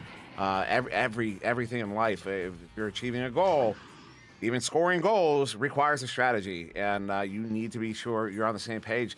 And a big note here, as it looks like we're going to get a substitution. I guess we should wait until we actually get back into the game, but it looks like JDG is here. Will be replacing Swag War for the Austin Burners. Might be the case. Yeah, so we're breaking news, I suppose. We're seeing that on our side of the screen here. So, yeah, within the next couple of minutes, we're about 2:40 into this timeout here, but looks like the timeout was not only to discuss strategy, it was to discuss rosters. So this could be an interesting development, in fact, about to occur with only a couple of minutes, or another round, I should say, 10 minutes worth to decide perhaps the fate of the rest of the season for the Burners. So good point out there, interesting call. Yeah, Glean, any other thoughts in general? I know I was talking kind of about the whole endurance factor and mentals and stuff like that. I mean, maybe it's just a case where they want to go with a new strategy, and could be a bold one, could pay off though. Maybe, but of note, we said the endurance here. Yeah. These tournaments are all a war of attrition, right? with JDG coming in, this is a fresh player that hasn't played in any of these games yet. He's bringing some energy, some light to this team, perhaps. It's as we get here into the second round, so perhaps bringing something else to the table that we haven't seen, maybe some energy, looked for maybe some offense funneled through him. Oh, absolutely. It's just, you see this sometimes up the ladder as a, let's see, quick joust, maybe, have a chance, and there it is. No, KFC, single shot and all missing the disc there, so we'll be to the law. Not often you see in Master Tier those substitutes, the roster subs, very often, but again, these cups are different beasts, and maybe a new beast is about to be unleashed. Indeed, it's Mozzie looking for that long shot. What a bounce. Yeah, that was goofy there, but the Law gets it here. The Law juking around. Oh my goodness. Did you see what he did there? He broke not just one, but 2 ankles on 2 different people before getting what is effectively a 1v1 with the goalie. That was nutty. Low key, just broke mine as well, but I'm not one to complain too much. That said, 2 points on the board, but a strong 2 points to start things off after a kind of drought of a first round that they just had. So that's a good way to start things off here, as it will be now the offense very quickly down the floor, maybe too quickly in fact, but they actually will maintain control, and it's C. Jason finding the play, the extra pass, and at last it's the tie. That was slick, that was sweet, and that's what we kind of didn't see as much of in the first round for either team, but I love it there. Yeah, and that extra pass, I think, is what did it. The goal, it looked to me like the goalie was reading a shot from Cry, and Cry read the read. That's funny to say, but sends out a cross, gets it to single shot, and that was just beautiful. Actually, Cry sent it off over on the duck after when he ducked the defender. You would expect a shot in that case, but no. That was just phenomenally executed there from Ethereal. As the Law now down to the edge of the bubble there to Chrome. Chrome, though, going to get stunned out there by single shot. Was looking for that clear, but doesn't actually get it out. And will be a slap back to the back line to the Law for a reset here. The Law sending it back in, though. Up to Mozzie. Mozzie across into the hands of JDG is here. Sets up Chrome. Chrome cutting it from the floor. Gets it in for the 2. Austin Burners are back in the lead. There you go. A great cut, great pass as well. I can't compliment enough and point out enough how much the timely cuts matter, because it's such a small thing that you don't think is a big deal. It's just a cut, but no, putting yourself in position to get that high percentage goal, that is a huge part. And a great delivery, and the 3, my goodness, KFC. Well, they just broke it open now, and they'll pull up by 1.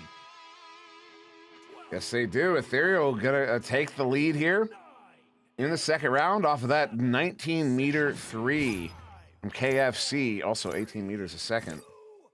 Can't you see? Oh my goodness. Palador, I'm hanging out with you too much recently. The Law setting it into the near side too. Mozzie sending it across. Chrome up to the ceiling, hitting JDG.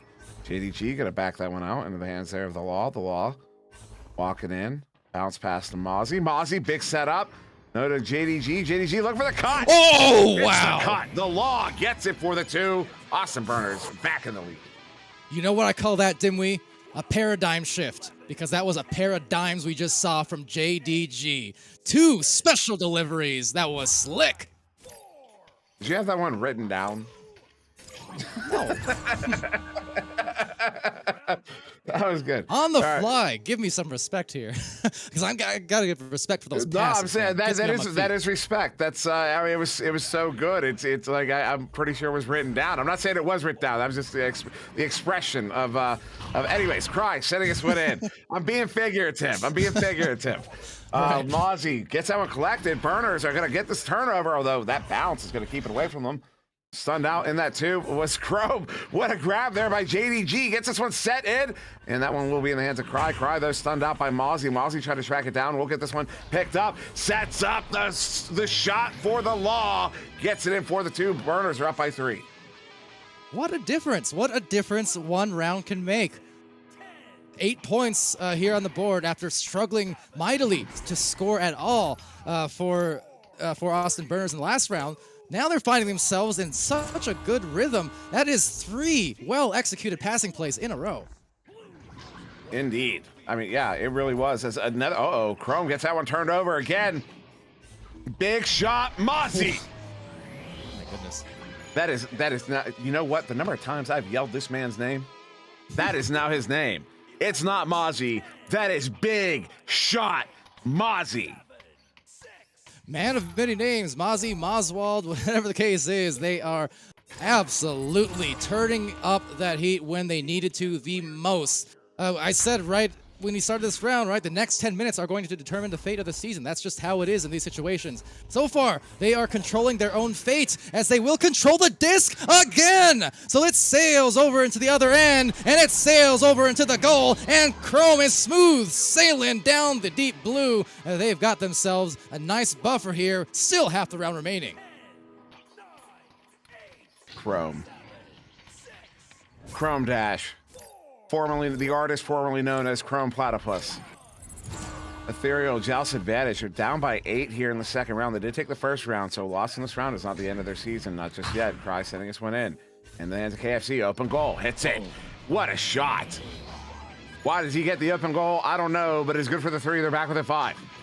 You see KFC there, though, celebrating, jumping, and just celebrating that shot. No doubt, again, I can only imagine those in those private comms right now, yelling, shouting, in a positive manner, trying to hype up the team, recognizing that this is what it comes down to. And you got to be careful, as well as Austin Burners have been playing this round now, you cannot give away too many of those threes because that'll help a team come back in an absolute flash. This one into the near side trap.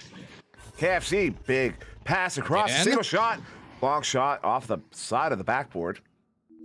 JDG is going to get it collected. Send up to Chrome. Chrome does get this one forwarded out. That one's going to be into the bubble. Flap outs off the back wall. They have a player down. Who gets there first? The chain does. KFC gets it sent back out to mid. Cry gets picked up and cleared out. That one's going to be all the way down. They have a chain down themselves. KFC open goal goes wide. Was trying to get the 3. Single shot. Bringing it back in. We'll get the 2 on the board. Ethereal's back with the 3 with still 3 minutes to go. That feeling right there in the air, that is the feeling of the pendulum continuing to swing back and forth, much like the arm of a clock. It's tick-tock. So someone take a clip. It is down to the 3 minutes left. And if they can hold on to this lead or expand it, we'll be seeing a third round again, but they've got a ways to go. They do have a ways to go indeed, but KFC, good grab there. The Law, that may have been on its way in, but the Law got to send this one back around. Picked up by JDG off the inside of the post. Single shot, gets that grab, gonna get the clear out. Still just 2.5 minutes to go here in this second round. Still either team's game as JDG turning this one around in the hands of Chrome. Chrome looking for the bounce shot, but will be in the hands of CJ Sanares. Mozzie in the area. Mozzie, big shot, no, goes wide. KFC gets it picked up and cleared. Oh, those are the ones that will absolutely punch you in the gut, depending on the results of this round. So that could be costly. We shall see. But taking it here is the Law, tapping towards the trap. JDG, who's coming in fresh in this round, swapping out for Swagwar. They've had great effect on their offense now, with a lot of those great passes, but it's starting to get away from them here. So they need to find execution. They need to find it fast, and this could be it. There's that pass, JD, and they will make the 2 to push them up by 5. He is indeed here.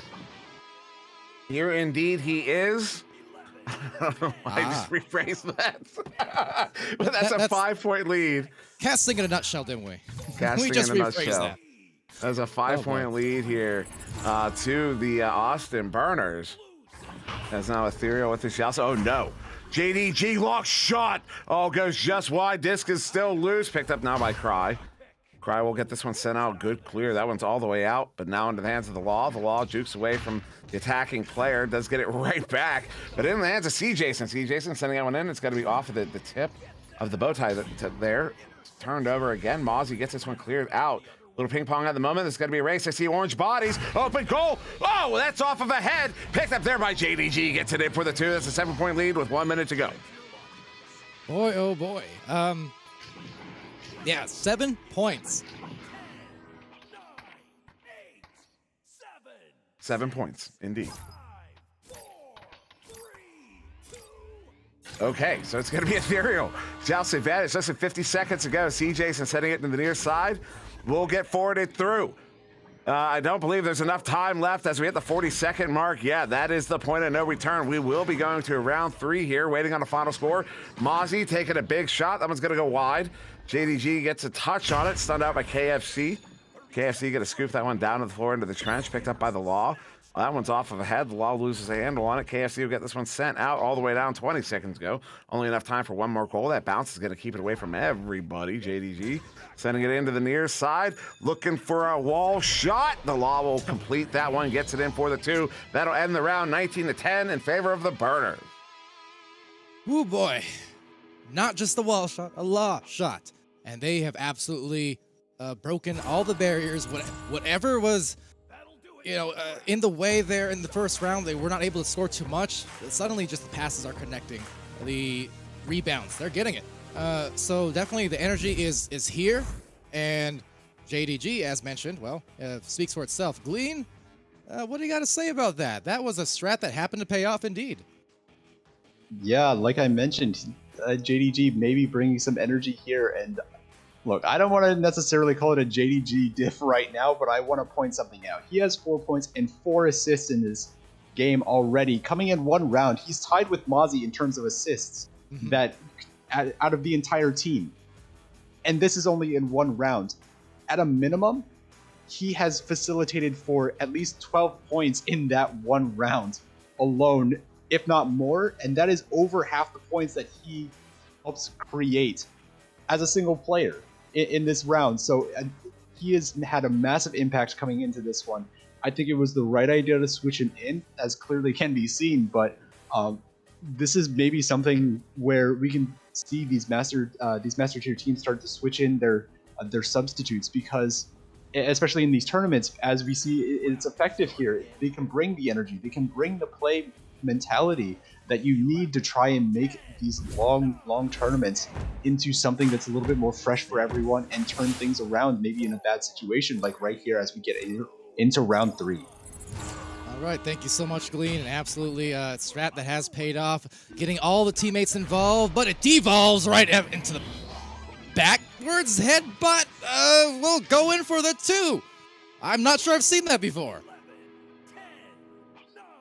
Well, yeah, Chrome gets some points on the board. I'm waiting for the stream. I'm really behind on the stream, so I really want to see what I didn't catch it myself.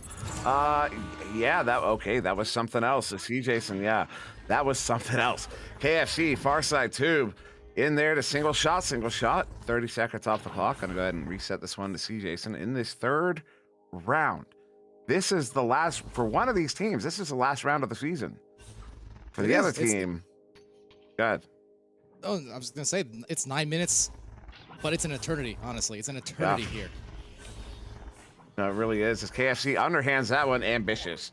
That was simply ambitious. As the Law gets that one caught, sends it out. Good chain. Mozzie with it, tries to pull the ender. KFC gets it back. Mozzie gets it back, sends it into the bubble.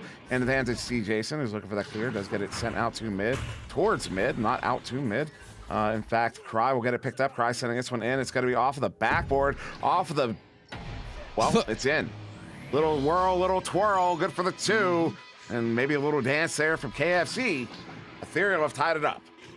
Not just in, it's Jason and KFC. Again, the celebration that we've been seeing. And I've been pointing it out because, as I said, in these big situations where it's easy for the emotions to drag any team down, or just again, the sweat factor, the endurance and stuff, those hype comes. The ability to just hype your team up, even if you're not actually feeling it for real. Even just faking it till you make it, that can really pump up a team and raise those energy levels to where it needs to be. Oh, it absolutely can. And that can be a difference maker, especially when the game's this close. The Law brings it in. Gets it in for the 2. Did he swing in? I'm not sure. I feel like is it just getting too late? Is that what's going on? Or is some magic actually happening in front of us? Went off the back pyramid, it looked like there, and the Law puts them back up by a pair. So, going back real quick. Okay, I see why I was confused. Sorry, go ahead. Just going back real quick, I think the JDG effect, in the sense that the fresh hands who've been able to come in and connect those passes, those 4 assists that he had in round 2, that's actually a big difference maker, because getting everyone back into their rhythms. They were not easy passes to make, but he made them. Oh, this one good to go. It was on its way in. It was on its way in. I saw the angle. That would have slotted right in that corner pocket. Oh, but that one's going to ding out instead. This one sent across there, trying to get it to, I believe that's Mozzie on the far side. Instead, a slap there from single shot, going to get this one all the way down. They have a player down there. C. Jason overshoots KFC. No, it's going to be in the hands of Cry, bringing it in. Oh, another ding. That one's going to make its way out back towards mid. Bouncing off the stack there, a slap out back towards the blue bubble there.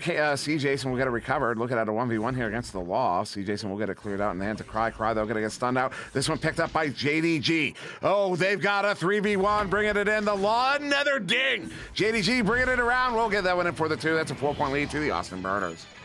I'm not calling anything early. Don't make any mistake. Anyone's game, but should the Austin Burners come alive here and take this round, JDG easily MVP of this. I don't care what the stats say at the end. The presence here of just the fresh player has made such a difference. You saw, again, kind of a missed mark on that pass, and yet who was there in the perfect place for the recovery and the putback? JDG. JDG indeed. As Mozzie sending him across, unfortunately, it's only going to be Cry there to collect. Cry sending it back across C. Jason. C. Jason sending it in. Oh, it's going to miss the mark there down to the floor. Single shot gets a hand on it, but JDG gets the stun, but now Cry gets the recovery. Cry sending it across KFC. KFC juking around on the floor, sends it in. Oh, looking for the redirect was Cry in the bubble. Wanted to kind of, I'm sure he was looking for like a backhand fling to get that one by the goalie. Not going to happen, though. KFC, they're sending this one in. Cry again, this time stunned out above the goal. And once again, KFC gets it recovered, this time opting for a deep reset.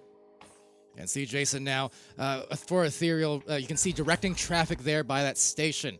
Just trying to find that spacing and get that communication up. That's one of the tough things to maintain. And will they get the goal? They do indeed claim it. It's KFC from C. Jason. And that was a great, patient move up the floor for a desperately needed goal because that applies for every single shot that occurs from now on. Every shot is desperately needed. 5 minutes left, Dimwee. 5 minutes left. 5 minutes left for one of these teams for the rest of their season.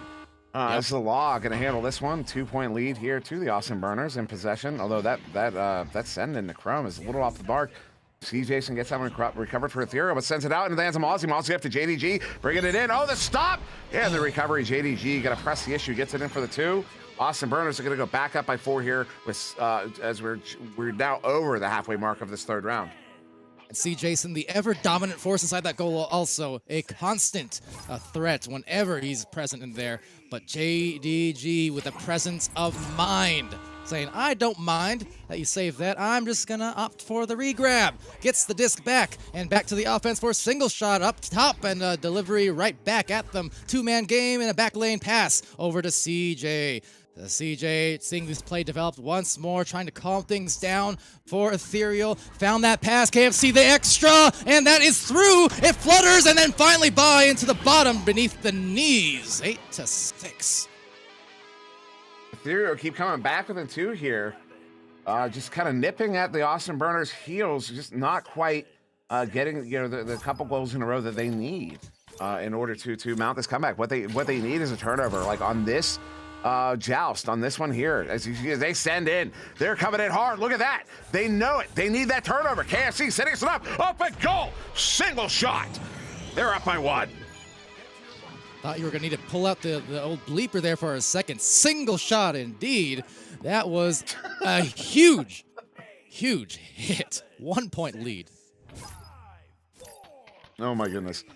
I'm going to need to do some repair tonight. Austin Burners on the joust advantage. The Law sending it into the near side tube. Does get by the 2 players. There's the Law. Shot off of the post. Not quite going to connect. Collected here by JDG, though. JDG getting it away from Cry to the Law on the back line. Law sending it up to Mozzie. Mozzie. Oh, what a setup. Oh, goodness. C. Jason is going to get that one cleared out. I can't believe that just happened. KFC gets there first. Going to send this one out. Tell me that goes in. No, it's off the nugget up to the ceiling. They get a player down there. KFC hits it. 4-point lead. Kentucky Fried Excellence, man, from deep. 16 out there. They're up by 4 with only 2:40 left.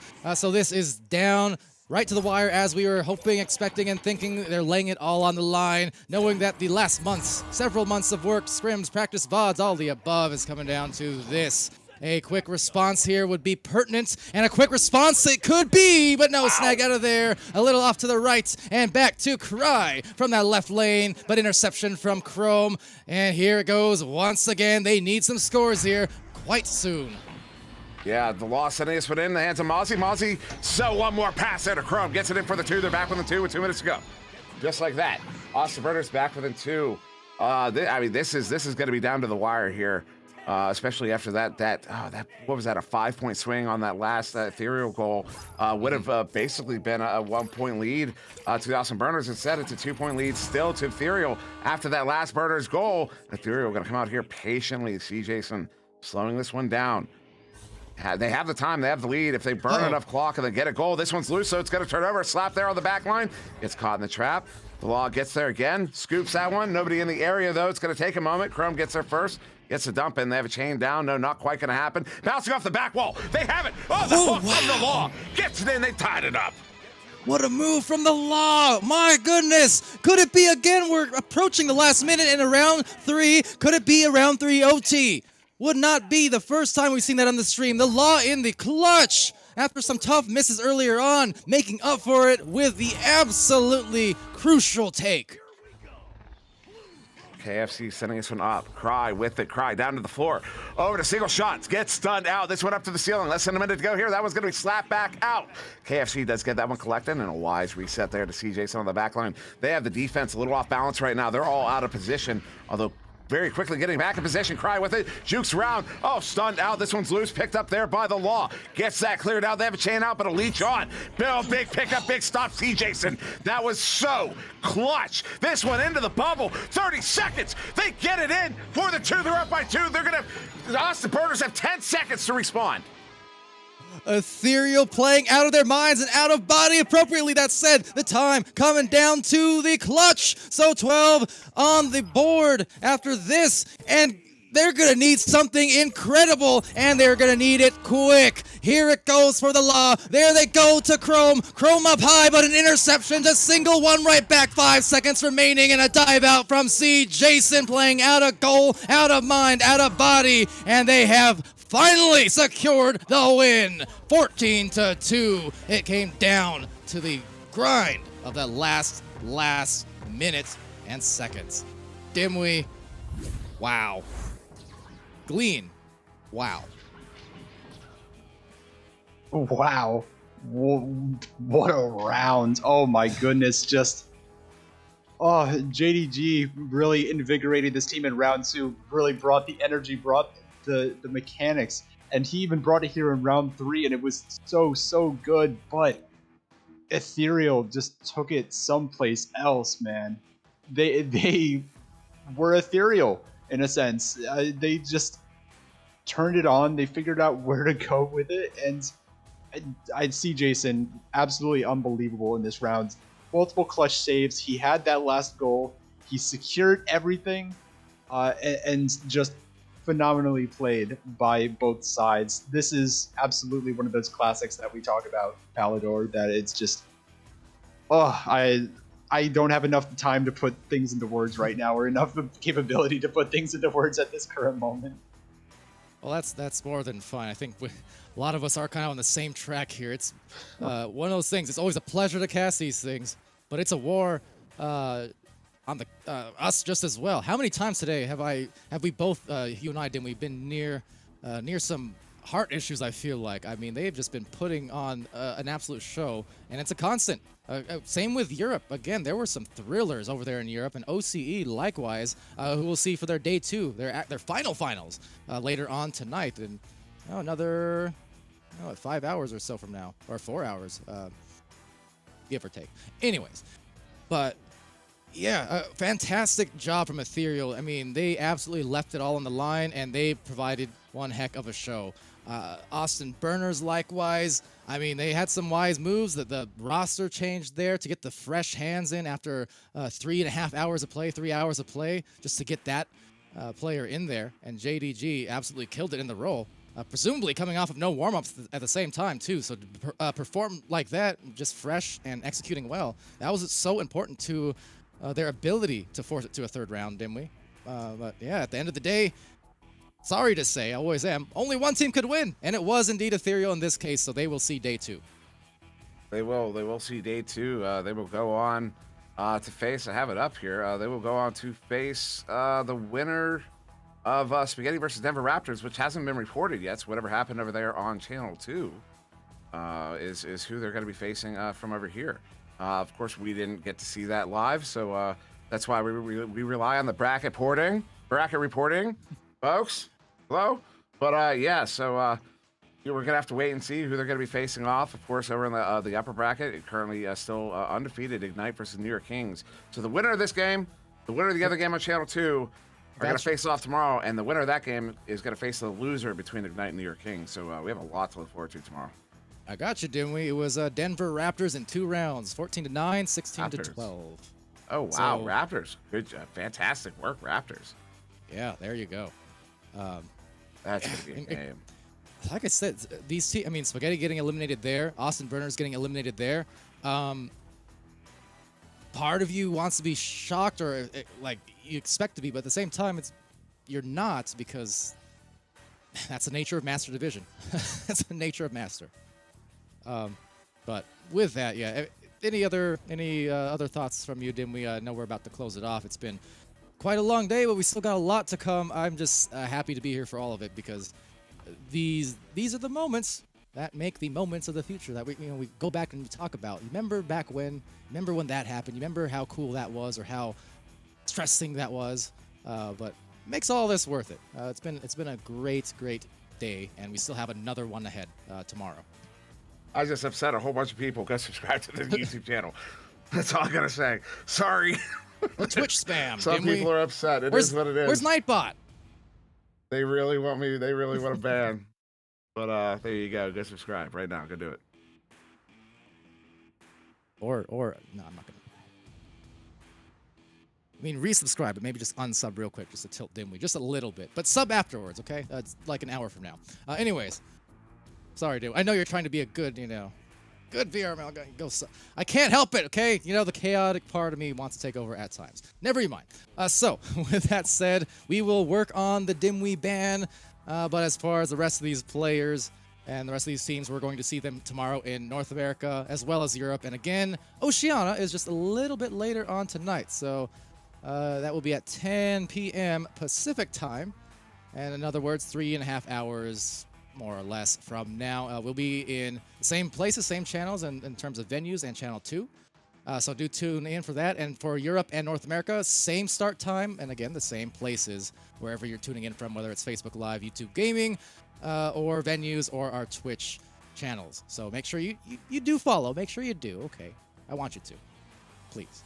But that said, until next time, thank you guys so much for everything. Shout out to Gilligan, who was modding for us earlier on. Newton Dad, who's on the cams. As far as the casting, Glean there with the excellent sideline commentary, as always, and the Glean fan club somewhere in the distance cheering him on. By Glean Coin and Sir Dimwee as well. Always a pleasure getting these finals matches. I know it's been a while, but we got them in, and it's been good. It's good casting with my old buddy there. So that said, until next time, I've been Palador, just the same. And this has been VR Master League. So be happy, be healthy, be safe, be great to each other as ever, always. And yeah, we're going to see you again tomorrow.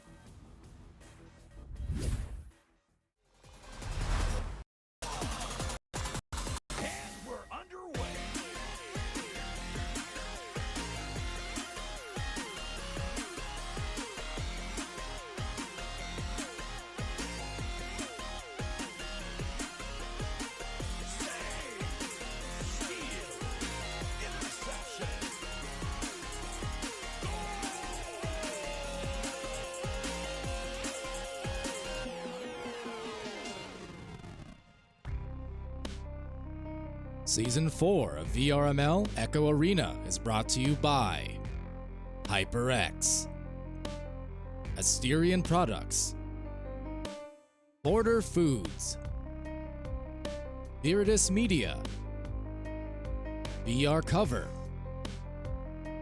ProTube VR, Rebuff Reality, and VRware.net.